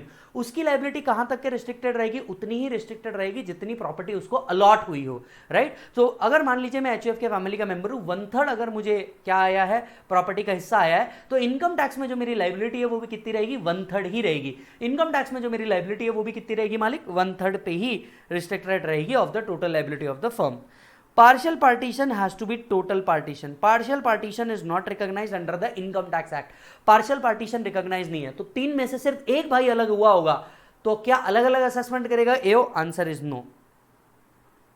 Any remuneration paid by HUF to the कर्ता or any other member for services rendered by him in conducting the family business is deductible. मान लीजिए अगर HUF क्या कर रहा है, करता या किसी अदर को पार्टनर को रेम्यूनरेशन पे कर रहा है, तो क्या जब हम पीजीबीपी कंप्यूट करते हैं इसका डिडक्शन मिलेगा? Answer is yes. जब हम पीजीबीपी कंप्यूट करते हैं इसका डिडक्शन मिलेगा प्रोवाइडेड इट इज बोनाफाइड, आपने एक वैलिड एग्रीमेंट के तहत इसे पे किया है। यस, इन ये it is in the nature of business, business के रिलेटेड ये खर्चा होना चाहिए, ये रीजनेबल होना चाहिए और एक्सेसिव नहीं होना चाहिए, क्योंकि स्टिल रिलेटिव होने के कारण 40A2 का प्रोविजन हमेशा इनके ऊपर मंडाता रहेगा। सो क्या क्या याद रखना है, आप एज सच कुछ भी मत याद रखिए इस पर्टिकुलर एचयूएफ के अंदर में, क्योंकि इसके ऊपर क्वेश्चन नहीं आते हैं। बट हाँ, रिविजन के एंगल से अगर आप देखोगे तो इतना है, कुछ याद रखना भी है तो सेक्शन 171 रखना कि असेसमेंट एओ कैसे रखेगा। उसके अलावा नॉर्मल इंडिविजुअल के लिए आप जैसे कंप्यूट करते हो बिल्कुल वैसे ही करोगे। सिर्फ ये एक पॉइंट वापस से देख लीजिए।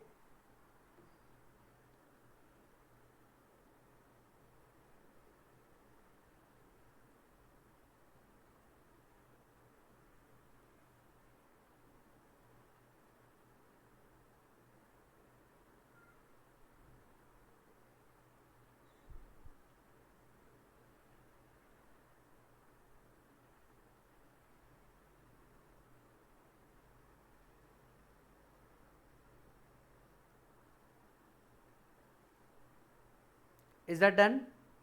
आगे बढ़े मालिक, बहुत शानदार, आ जाओ जी। ये टॉपिक भी यहां पे खत्म होता है। Next topic political party electoral trust, again एक छोटा सा टॉपिक है। असेसमेंट ऑफ वेरियस एंटिटीज का पॉइंट यही है कि इसको आप एक नहीं पढ़ सकते, इसको अलग अलग ही पढ़ना पड़ता है, क्योंकि प्रोविजंस अलग अलग है, तो इसीलिए आपको जो नंबर ऑफ टॉपिक्स मिलेंगे वो बढ़ के मिल जाते हैं। Yes, political party electoral trust, अगर क्वेश्चन आया भी तो आता किसके ऊपर है, पॉलिटिकल पार्टी पे, इलेक्टोरल ट्रस्ट पे नहीं आता, वो भी once in a blue moon आ गया तो आ गया, बहुत हो गया। आप अगर क्वेश्चनर जाकर के देखोगे तो क्वेश्चनर के अंदर में फिर भी आज तक के जितने क्वेश्चन इसके ऊपर आए हैं वो मैंने रखे हुए हैं। There is something new to learn every day, हर दिन कुछ ना कुछ नया सीख सकते हो, प्रोवाइडेड हर दिन तुम उठो और कुछ मेहनत कर लो, राइट। पॉलिटिकल पार्टी की इनकम एग्जाम्प्ट होती है अंडर सेक्शन 1013A, और इलेक्टोरल ट्रस्ट की इनकम जो होती है वो एग्जाम्प्ट होती है under section 13A and 13B. I stand corrected, not 1013A, 13A and 13B. So 13A के अंदर में पॉलिटिकल पार्टी की कौन कौन सी इनकम एग्जाम्प्ट है?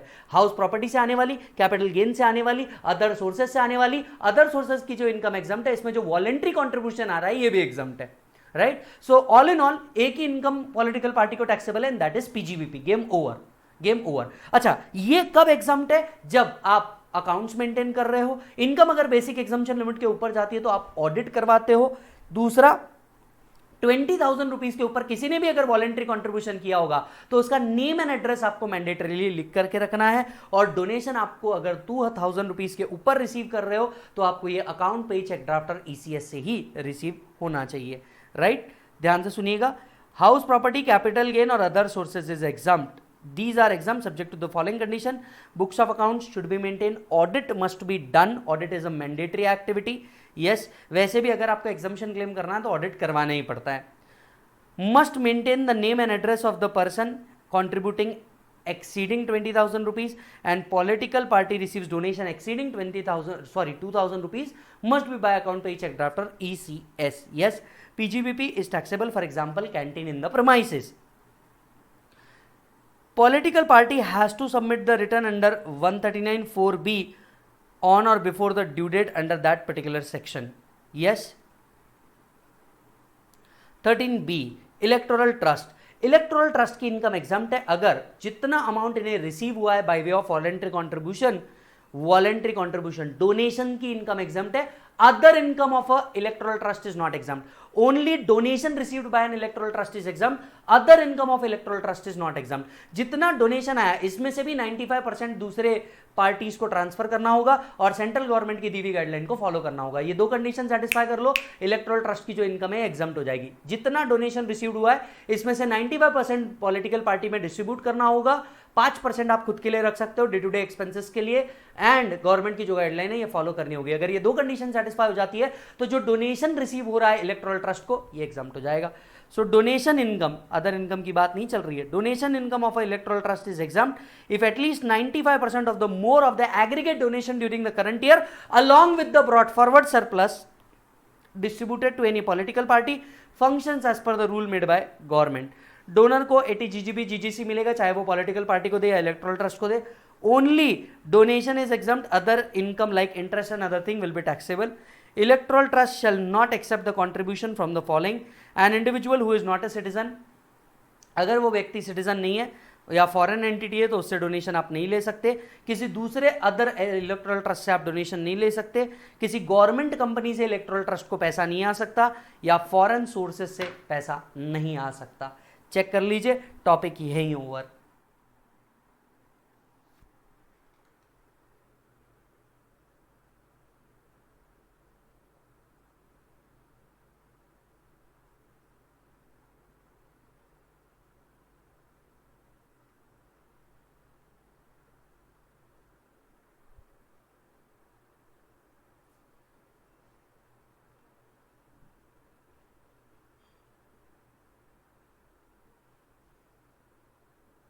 आगे बढ़ते हैं साहब।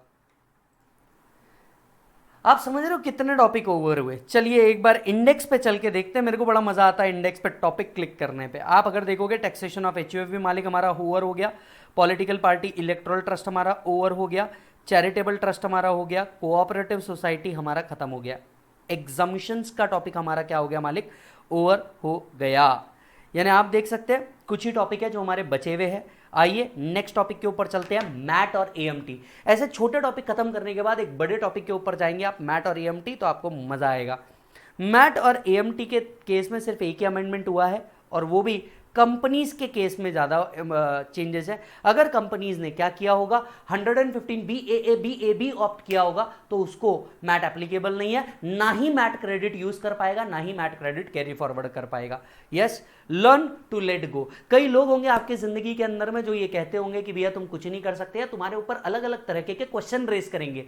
एक चीज अगर आप सीख जाओ तो सबसे ऊपर उठ जाओगे, लर्न टू लेट गो। कुछ इस तरह अपनी जिंदगी को आसान बना लो, कुछ लोगों से माफी मांग लो और कुछ लोगों को माफ कर दो, बस इतना सिंपल है मेरे भाई लाइफ, राइट। आगे बढ़ जाओ। देख बॉस, अपन लोग जो है ना, अपन लोग थोड़े एम ओरिएंटेड लोग हैं, स्पेशली जो अपन एवरेज बच्चे होते हैं। मैं अपने आप को एवरेज मानता हूं और मैं चाहता हूं मेरा बच्चा भी अपने आप को एवरेज माने। यस, अपन एवरेज बच्चे हैं, अपने को बहुत बड़े ड्रीम्स पूरे करने हैं मेरे भाई, अपने को आम आदमी की कैटेगरी से ऊपर उठना है, तो अपने को अपने आप को हाईली मोटिवेट रखना होगा। और कोई कुछ बोल रहा है अपने बारे में, इससे अपने को फर्क नहीं पड़ना चाहिए। गेटिंग इट और नॉट? चलिए आइए, मैट किसके ऊपर एप्लीकेबल है, कंपनीज के ऊपर एप्लीकेबल है, ऑल काइंड ऑफ कंपनीज के ऊपर एप्लीकेबल है। कब एप्लीकेबल है? If income tax payable is less than 15% of book profit. 15% एक जमाना था, ये 18.5% हुआ करता था, अब ये 15% ऑफ बुक प्रॉफिट है। क्या तुम्हें याद है? यस, अगर यूनिट IFSC के अंदर में होगा तो 9% यूज करना है rather then 15%। So income tax payable by the company if is less than 15% of book profit, तो बुक प्रॉफिट को हमें टोटल इनकम मानना होगा। बुक प्रॉफिट को क्या मानना होगा? टोटल इनकम मानना होगा, और इसके ऊपर मैट पे करना होगा। मैट का रेट क्या है? 15%। क्या सरचार्ज भी एप्लीकेबल है? यस, अगर बुक प्रॉफिट 1 करोड़ के ऊपर या 10 करोड़ के ऊपर जा रहा होगा तो जो कंपनी के सरचार्ज रेट है वो एप्लीकेबल हो जाएंगे, प्लस HEC भी एप्लीकेबल हो जाएगा। यानी 15% plus applicable surcharge rate plus HEC, ये आपका मैट रेट बन जाएगा। सो वापस से, every company if income tax payable as per the normal provision is less than 15% of book profit as computed as per section 115 JB, तो आपको book profit को ही total income मानना है और उसके ऊपर क्या देना है, टैक्स देना है। कितने परसेंट से? 15%। मैट का रेट भी 15% है। 15% plus applicable surcharge plus cess के बेसिस पे आपको क्या करना होगा, पे करना होगा। आगे की बात कर लेते हैं।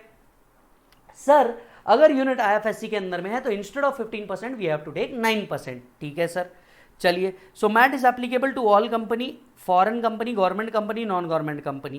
As per 115 JB, company has to pay the tax which is higher of tax as per the normal provisions or 15% of the book profit. Yes, where the unit is located in IFSC, we have to take 9% if the income is derived solely in convertible foreign exchange. So what is the tax payable? Depending upon 25 or 30% company के turnover पे plus applicable surcharge plus cess. Whereas MAT में 15 या 9% of the book profit plus applicable surcharge plus cess, ये आपका MAT payable आया।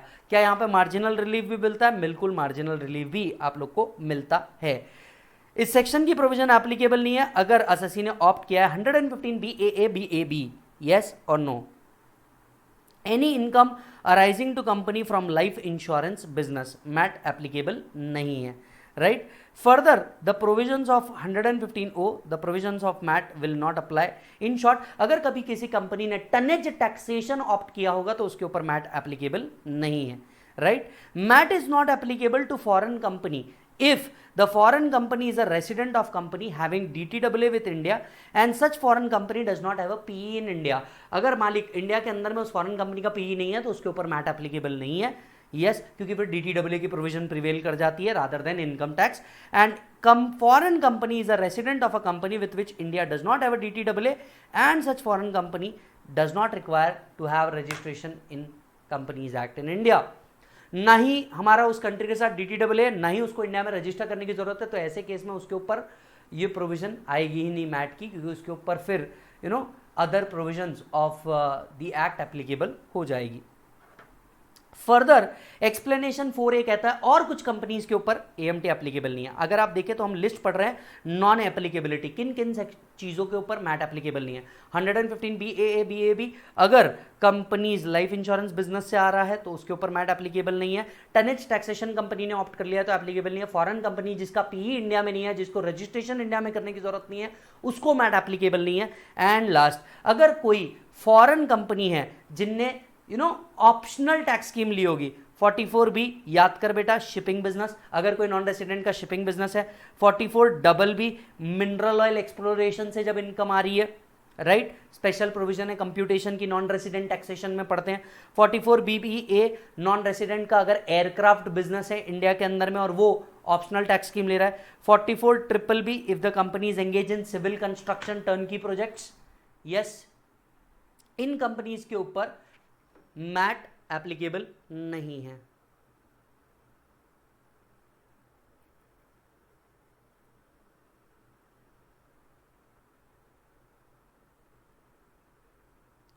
Done है जी,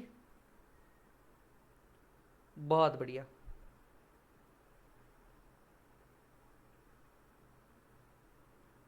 आ जाओ next part पे चलते हैं।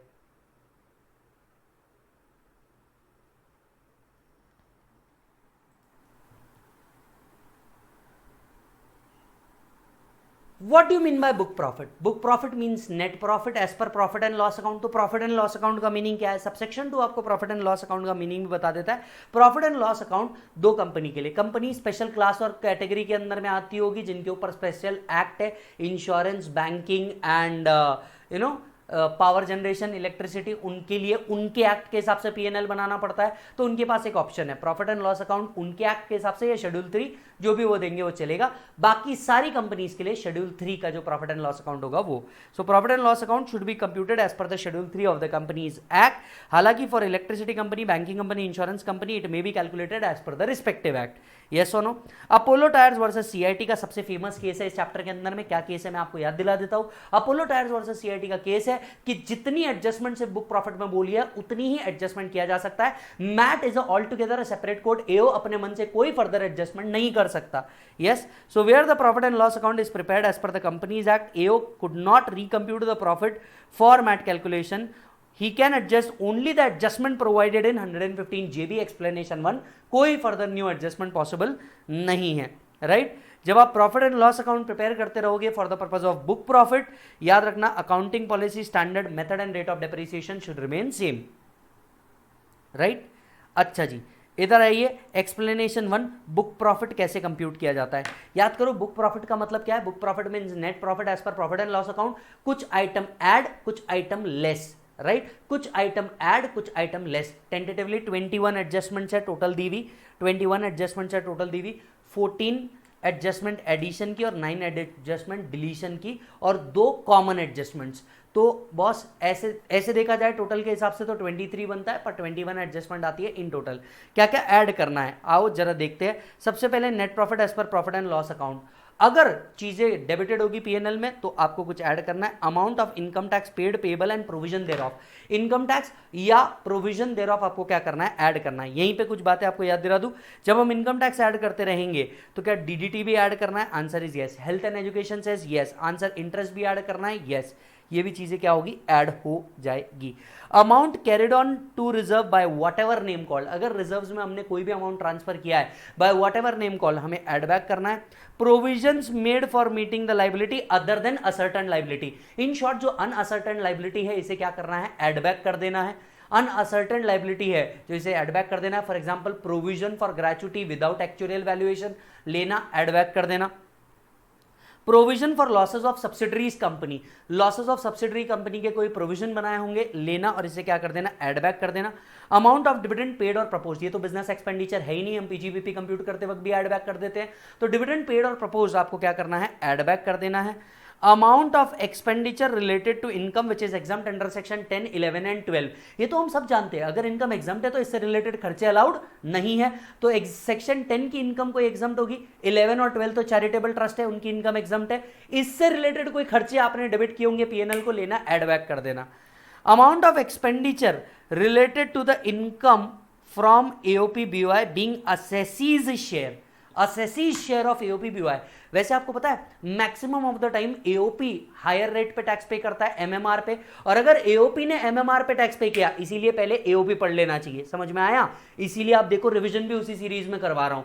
अगर एओपी बीओआई ने एमएमआर के बेसिस पे टैक्स पे कर दिया तो मेंबर के हाथ में ये क्या है बेटा, मेंबर के हाथ में क्या है बेटा, एग्जम्प्ट है, मानते हो, राइट, और with rebate depending upon the situation. अब जो इनकम एग्जम्प्ट है उससे रिलेटेड खर्चे तो वैसे भी अलाउड नहीं है, सेक्शन 10, 11 या 12 में कवर नहीं हो रहे, पर अदर से इसको कवर करना पड़ेगा, इसलिए ये डाला। सो एओपी बीओआई का जो असेसी का शेयर आ रहा है जो एग्जम्प्ट है उससे रिलेटेड खर्चे अलाउड नहीं है, क्योंकि एग्जम्प्ट इनकम से रिलेटेड खर्चे अलाउड नहीं है। आगे बढ़ते हैं। Amount of expenditure related to income accruing or arising to a foreign company being capital gain, interest, royalty, fees for technical services if income tax payable thereon is less than the rate prescribed in subsection 1। आपको 115A तो पता ही होगा, foreign companies को capital gain 10% के ऊपर taxable होता है, interest, royalty, FTS, interest 20%, 5% या 4% depending upon the situation, royalty FTS पे 10% का रेट है। अब अगर इन्होंने ऑलरेडी कम रेट से पे किया है, इनके ऊपर अगर हम मैट लगा देते तो नॉन रेसिडेंट परेशान हो जाता, क्योंकि वो कहता 115A में तो तुमने मेरे को बोला 10% लगेगा, 5% लगेगा, और तुम मैट लगा के मेरे को क्या कर रहे हो, 18% या 15% पे करने बोल रहे हो, 9% आईएफएससी के केस में पे करने बोल रहे हो। तो उन्होंने क्या कहा, उन्होंने कहा कि देखिए अगर capital gain, interest, FTS, royalty पे फॉरेन कंपनी ऑलरेडी कम रेट पे पे कर रही है 10%, तो फिर मैट के केस में ये चीजों को हम क्या कर देंगे, ऐड कर देंगे। क्यों, क्योंकि ये इनकम पे आपने लोअर रेट पे टैक्स पे किया होगा, तो इससे रिलेटेड खर्चे आपको अलाउ नहीं करेंगे। So amount of expenditure related to the income of a foreign company from the head capital gain, interest and royalty and FTS, क्योंकि इन्होंने कम रेट पे क्या किया होगा, टैक्स दिया होगा, स्पेशल रेट 115A के तहत, तो इससे रिलेटेड खर्चे आपको अलाउड नहीं है, तो ये खर्चे आपको क्या करने पड़ेंगे, ऐड बैक करने पड़ेंगे। Next is amount representing notional loss being transfer of a share of SPV to business trust in exchange of unit allotted. Yes, अगर एसपीवी से बिजनेस ट्रस्ट को शेयर ट्रांसफर होते हैं अंडर द यूनिट के exchange में, तो ये एक नोशनल लॉस है और ये लॉस अलाउड नहीं है। Amount of expenditure related to income of royalty under 115 BBF, royalty under 115 BBF taxable at again at a lower rate, इसके कारण इससे रिलेटेड खर्चे अलाउड नहीं है। अमाउंट ऑफ डेप्रीसिएशन, जितना डेप्रीसिएशन आपने पीएनएल को डेबिट किया है पूरा का पूरा ऐड कर देना है, including the amount of revaluation. Yes, amount of deferred tax और provision thereof, deferred tax या प्रोविजन देयर ऑफ लेना, एड बैक कर देना। Amount set aside for provision for diminution in the value of asset, अगर कोई provision आपने बनाई है for diminution in the value of asset, लेना, एड बैक कर देना। For example bad debts, provision for diminution in the value of asset, provision for bad debts, लेना, add back कर देना। Amount standing in revaluation reserve relating to the revalued asset on retirement और disposal of asset, अगर आपने asset को बेचा है तो जितनी अमाउंट रिवैल्यूएशन रिजर्व के अंदर में पड़ी हुई है लेना, एड बैक कर देना। Amount of capital gain on transfer of a unit computed by taking into account cost of share exchange with the unit referred to in the said clause or carrying amount of the shares at the time of exchange where the shares are carried at a value other than the cost through statement of profit and loss account as the case may be। जो capital gain के अंदर में section 47(17) के अंदर में हम लोग transfer कर रहे हैं, इस पे अगर कोई गेन आया होगा, इस यूनिट्स पे अगर कोई गेन आया होगा तो लेना है, आपको क्या कर देना है, ऐड बैक कर देना है। कुछ चीज़ें आपको क्या करनी है मालिक, लेस करनी है। If credited earlier to profit and loss account, amount withdrawn from reserve और प्रोविजन, अगर कोई अमाउंट आपने विड्रॉ करी है रिजर्व या प्रोविजन से, उसे क्या करना है, लेस कर देना है। Amount of income under section 10, 11 and 12, अगर कोई income exempt under 11, 12 and 10 minus कर देना है। Depreciation excluding the depreciation on revaluation assets, depreciation में अगर रिवैल्यूएशन का कोई कंपोनेंट होगा तो रिवैल्यूएशन का कंपोनेंट हटा के जो बचा हुआ डेप्रीसिएशन है वो आप लेस कर दोगे। Amount withdrawn from revaluation reserve and credited to profit and loss account to the extent it does not exceed the amount of depreciation, amount जो आपने रिवैल्यूएशन रिजर्व से विड्रॉ करी है और पीएनएल को क्रेडिट करी है subject to the amount of depreciation, जितना आपने डेप्रीसिएशन चार्ज किया होगा उतना ही अमाउंट आप माइनस कर पाओगे। Income from AOP BOI, assessee का शेयर जो इनकम ऑफ एओपी बीओआई है जिसके ऊपर इनकम टैक्स पेबल नहीं है as per the provisions of section 86, वो इनकम एग्जम्प्ट है, उसको आप बाहर कर दोगे, उसके ऊपर मैट नहीं लगना चाहिए। फॉरेन कंपनी की इनकम जो कैपिटल गेन इंटरेस्ट रॉयल्टी से आ रही है, ये ऑलरेडी लोअर रेट पे टैक्स है, अगर इसको यहीं रख देते, लेस ना करते तो ये हायर रेट पे टैक्स हो जाती 15% के हिसाब से, इसीलिए क्या कर दिया, इसको यहां से हटा दिया। Amount representing notional gain on capital asset being SPV, transfer of shares of SPV to business trust, अगर कोई गेन आया है एसपीवी से बिजनेस ट्रस्ट को तो ये नॉट ट्रीटेड एज ट्रांसफर माना जाता है, इसीलिए इसे क्या कर दिया गया, हटा दिया गया मैट प्रोविजन से। Loss on transfer of unit under section 47(17) by taking into account the cost of share exchange with the units, ठीक उसी तरीके से अगर कोई लॉस आया है, कोई लॉस आया है यूनिट ट्रांसफर करके, तो आपको क्या करना होगा, उसे लेस करना होगा। रॉयल्टी इनकम लोअर रेट पे टैक्सेबल है, इसीलिए यहां से बाहर किया क्योंकि इसके ऊपर मैट नहीं लगना चाहिए, लग जाएगा तो 15% पे टैक्स हो जाएगा वो। Aggregate amount of unabsorbed depreciation और ब्रॉट फॉरवर्ड बिजनेस लॉस, अगर कंपनी आईबीसी के अंदर में गई है, कहां गई है बताओ जल्दी, IBC insolvency and bankruptcy code के अंदर में गई है, तो unabsorbed depreciation plus brought forward loss दोनों मिला के आप क्या करोगे, माइनस करोगे। हालांकि अगर आईबीसी के अंदर में नहीं गए होंगे, आईबीसी के अंदर में नहीं गए होंगे तो ब्रॉट फॉरवर्ड लॉस और unabsorb depreciation whichever is less as per books of accounts हमें माइनस करना है। यहां पे एडजस्टमेंट पूछा जाता है, ये याद रखना, ब्रॉड फॉरवर्ड लॉस और unabsorb depreciation whichever is less as per the books of accounts. अब आपको क्या किया जाता है, कई बार दोनों में से एक ही चीज दी जाती है, ब्रॉड फॉरवर्ड लॉस या अनएब्जॉर्ब डेप्रीसिएशन, ऐसे केस में क्या करना है, कोई भी एक चीज माइनस करना है क्या, एक ही दिया है तो नहीं, कुछ माइनस नहीं करना क्योंकि दूसरे को जीरो अज्यूम करना है। कई बार क्या करता है प्रॉब्लम, आपको बुक प्रॉफिट भी देता है as well as books of accounts के हिसाब से ब्रॉड फॉरवर्ड लॉस और अनएब्जॉर्ब डेप्रीसिएशन भी देता है और इनकम टैक्स के हिसाब से भी देता है। याद रखना, जो आपको माइनस करना है वो as per books of accounts है, जो आपको माइनस करना है वो as per books of accounts है, तो इस बात को याद रखना आपने, ठीक है मालिक। अच्छा जी, अगर कोई प्रॉफिट आया होगा सिक इंडस्ट्रियल कंपनी को from sale of their land, ये हटा देना है क्योंकि इसके ऊपर मैट नहीं कलेक्ट किया जाता। Yes, which is specified by the industrial company, amount of deferred tax if such amount is credited to profit and loss account। अगर कोई deferred tax credited है profit and loss account को, इसे भी हटा देना है, जो बचेगा ये सारे एडजस्टमेंट करके वो होगा बुक प्रॉफिट। प्रैक्टिकल लाइफ में बुक प्रॉफिट इतना हार्ड नहीं होता, उल्टा इजी होता है, क्योंकि इतने सारे एडजस्टमेंट एक कंपनी के अंदर में होते ही नहीं है। यस, इस बुक प्रॉफिट को आपको क्या करना पड़ता है, सर्टिफाई कराना पड़ता है और आपको ये रिपोर्ट सबमिट करनी पड़ती है। यहां आया है अमेंडमेंट, पहले ये सर्टिफाई जो आपको करवाना पड़ता था, ये up to the date of filing return के साथ इसे सबमिट करना पड़ता था, अब आपको at least 1 month prior to the date of filing return देना पड़ेगा। 1 month prior to the date of filing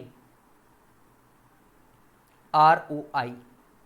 अब आपको at least 1 month prior to the date of filing ROI देना पड़ेगा, राइट। अच्छा जी सर, साथ साथ में मैट क्रेडिट की भी बात कर लेते हैं। 115 JAA, अगर आपका MAT payable income tax payable के ऊपर है तो मैट क्रेडिट आएगा। ये मैट क्रेडिट आप क्या कर सकते हो, यूज कर सकते हो, कब, जब income tax payable MAT payable के ऊपर चल जाए। कितने साल तक कैरी फॉरवर्ड हो सकता है, 15 साल तक के कैरी फॉरवर्ड हो सकता है, उसके बाद ये लैप्स हो जाएगा। यस और no, right.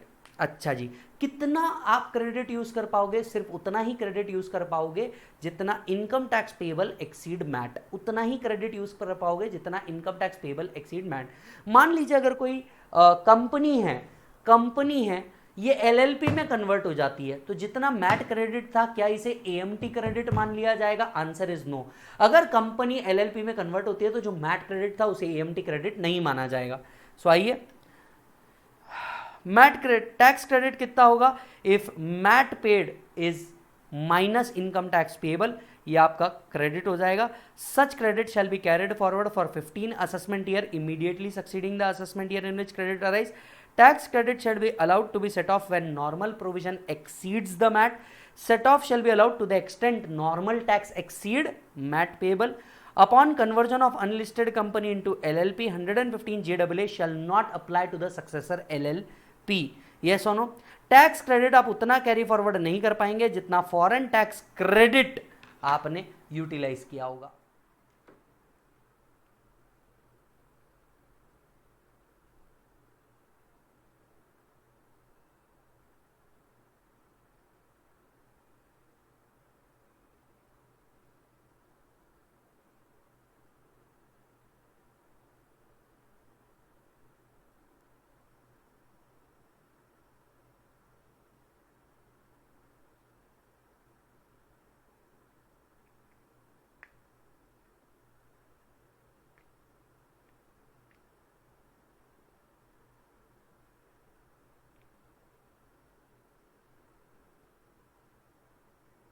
Yes or no?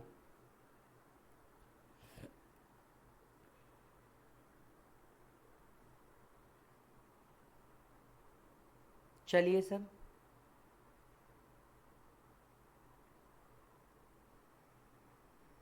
बहुत बढ़िया।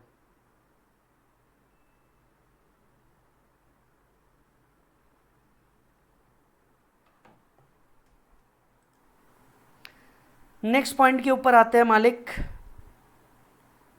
Book profit for the companies who comply with Ind AS। जो इंड AS वाली कंपनी है उनके लिए और कुछ एडिशंस और लेस भी करना है apart from the which is normally given. जो हमने बुक प्रॉफिट अभी ऊपर 115 JB के हिसाब से किया, इसमें फर्दर 4 एडजस्टमेंट करनी है। Items credited to the other comprehensive incomes and not to be reclassified to PNL। आप जो इनकम अदर कॉम्प्रिहेंसिव इनकम में डाल रहे हो जिसको आप PNL में कभी लाइफ में क्लासीफाई नहीं करने वाले हो, which are not to be reclassified, ऐसी चीजों के ऊपर आपको क्या देना है, एड बैक करना है, मैट दे के खत्म करना है। Gain from change in the value of equity instrument through OCI and revaluation surplus from the asset form on retirement, disposal, realisation और ट्रांसफर। जो गेन आएगा change in the value of equity instruments या फिर asset disposal का जो gain आएगा या revaluation surplus आएगा, ये अमाउंट आपको क्या करनी है, एड बैक करनी है। Amount debited to PNL on distribution of such non cash asset to shareholder in demerger. अगर कोई PNL को डेबिट किया होगा distribution of non cash asset to shareholder, ये अमाउंट क्या करना है, लेना है, एड बैक कर देना है while computing book profit and 1/5 of the transitional amount if the amount is so debited. Yes, क्या करना है, less item which are debited to the OCI, OCI को जो हमने डेबिट किया है, जिसको हम रिक्लासीफाई नहीं कर रहे, वो क्या करना है, लेस करना है। कोई लॉस हुआ होगा in change in the value of equity instrument या कोई रिवैल्यूएशन सरप्लस के तहत आपको क्या दिख रहा होगा, कोई लॉस आया होगा अगेंस्ट द सरप्लस, वो आपको लेस करना है। Amount credited to PNL on distribution on non-cash asset to the shareholder and 1/5 of the transition amount of the so amount credited yes to P&L। ये 4 एडजस्टमेंट आपको further करनी है और आपका बुक प्रॉफिट निकल सकता है। फॉलोइंग शैल नॉट इंक्रीज और डिक्रीज फ्रॉम बुक प्रॉफिट। पहला, revaluation surplus in accordance with Ind AS 16 and 38। Ind AS 16 और 38 के हिसाब से जो रिवैल्यूएशन सरप्लस आया है, ये आपको ना ऐड करना है ना लेस करना है, राइट। गेन या लॉस जो investment in equity instrument designated at fair value होगा एज पर AS 109। कोई गेन या लॉस होगा जो AS 109 के हिसाब से आया होगा फेयर मार्केट वैल्यू डेजिग्नेट करने के ऊपर, इसका आपको क्या नहीं करना है, एडजस्टमेंट नहीं करना है। ट्रांजिशन अमाउंट क्या आएगा और कैसे आएगा, वो सारी चीजें यहाँ पे लिखी हुई है। आते हैं alternative minimum tax, alternate minimum tax. देखिए ऑल्टरनेट मिनिमम टैक्स किसके ऊपर एप्लीकेबल है, all assessee other than company के ऊपर। हालांकि individual HUF AOP BOI AJP के ऊपर ये तभी एप्लीकेबल है जब ATI एक्सीड 20 लाख। फॉर्म और LLP पे ये हमेशा से ही मैंडेटरी होगा। यस, कब एप्लीकेबल है, if tax payable is less then 18.5% of ATI। If income tax payable is less then 18.5% of ATI, आपका क्या एप्लीकेबल है, AMT एप्लीकेबल है। ATI कैसे निकाला जाता है, जो भी आपकी टैक्सेबल इनकम होगी इसमें ऐड करना है deduction of chapter 6A part C. Part C वाले डिडक्शन जो आपने क्लेम किए होंगे 80 IA to 80 RRB वाले, लेना ऐड बैक कर देना। पार्ट सी वाले जो डिडक्शन है ये आपको क्या करना है, ऐड बैक कर देना है। डिडक्शन अंडर 35 AD, अगर एसएससी ने 35 AD का कोई डिडक्शन क्लेम किया होगा, ये भी क्या करना है, ऐड बैक कर देना है। अगर एसएससी ने राइट 10AA क्लेम किया होगा तो ये भी लेना है और ऐड बैक कर देना है। तो 3 चीजें ऐड बैक करनी है, part C of the deduction, 35 AD और 10AA। इसमें से एक ही चीज लेस करना है। अगर 35 AD का डिडक्शन आप ऐड बैक कर रहे हो तो 35 में अगर आपने क्लेम किया होगा तो डेप्रीसिएशन नहीं मिला होगा, तो अब आपको डेप्रीसिएशन लेस करना है ऑन द असेट जिसके ऊपर आपने 35 AD अब क्लेम नहीं किया, जिसका प्रॉफिट आपने ऐड बैक किया है। जो भी ये हटेगा यह आ जाएगा बेटा adjusted total income. Adjusted total income को सर्टिफाई करवाना होता है। अब ये सर्टिफिकेट भी at least 1 month prior to the date of filing return देने की जरूरत है। अगर यूनिट IFSC में होगा तो इंस्टेड ऑफ 18.5% हमें 9% लेना है, और अगर असेसी ने 115 BAC BAD ऑप्ट किया होगा तो फिर AMT एप्लीकेबल नहीं है। ये सबसेक्शन 5 ऐड हुआ है। ये सबसेक्शन 5 क्या हुआ है मालिक, ऐड हुआ है।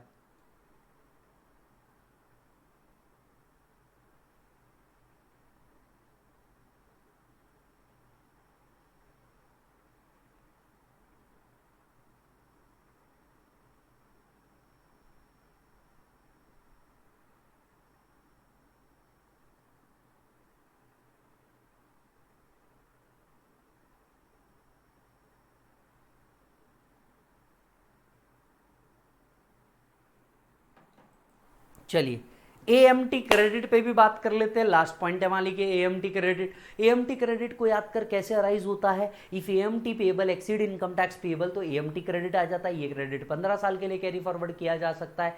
कब यूज करेंगे, जब income tax payable exceed AMT payable. कितना यूज करेंगे, the difference between income tax payable and AMT payable. Game over. Yes,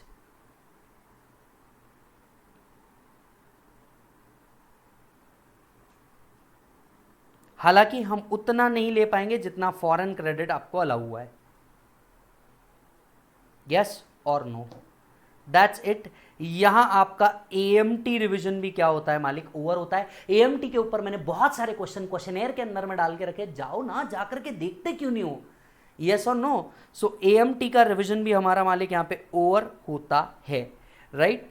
अच्छा जी सर, मैं आप सभी को बता दूं, कहा गया इंडेक्स, यस AMT का भी पार्ट हमारा ओवर होता है।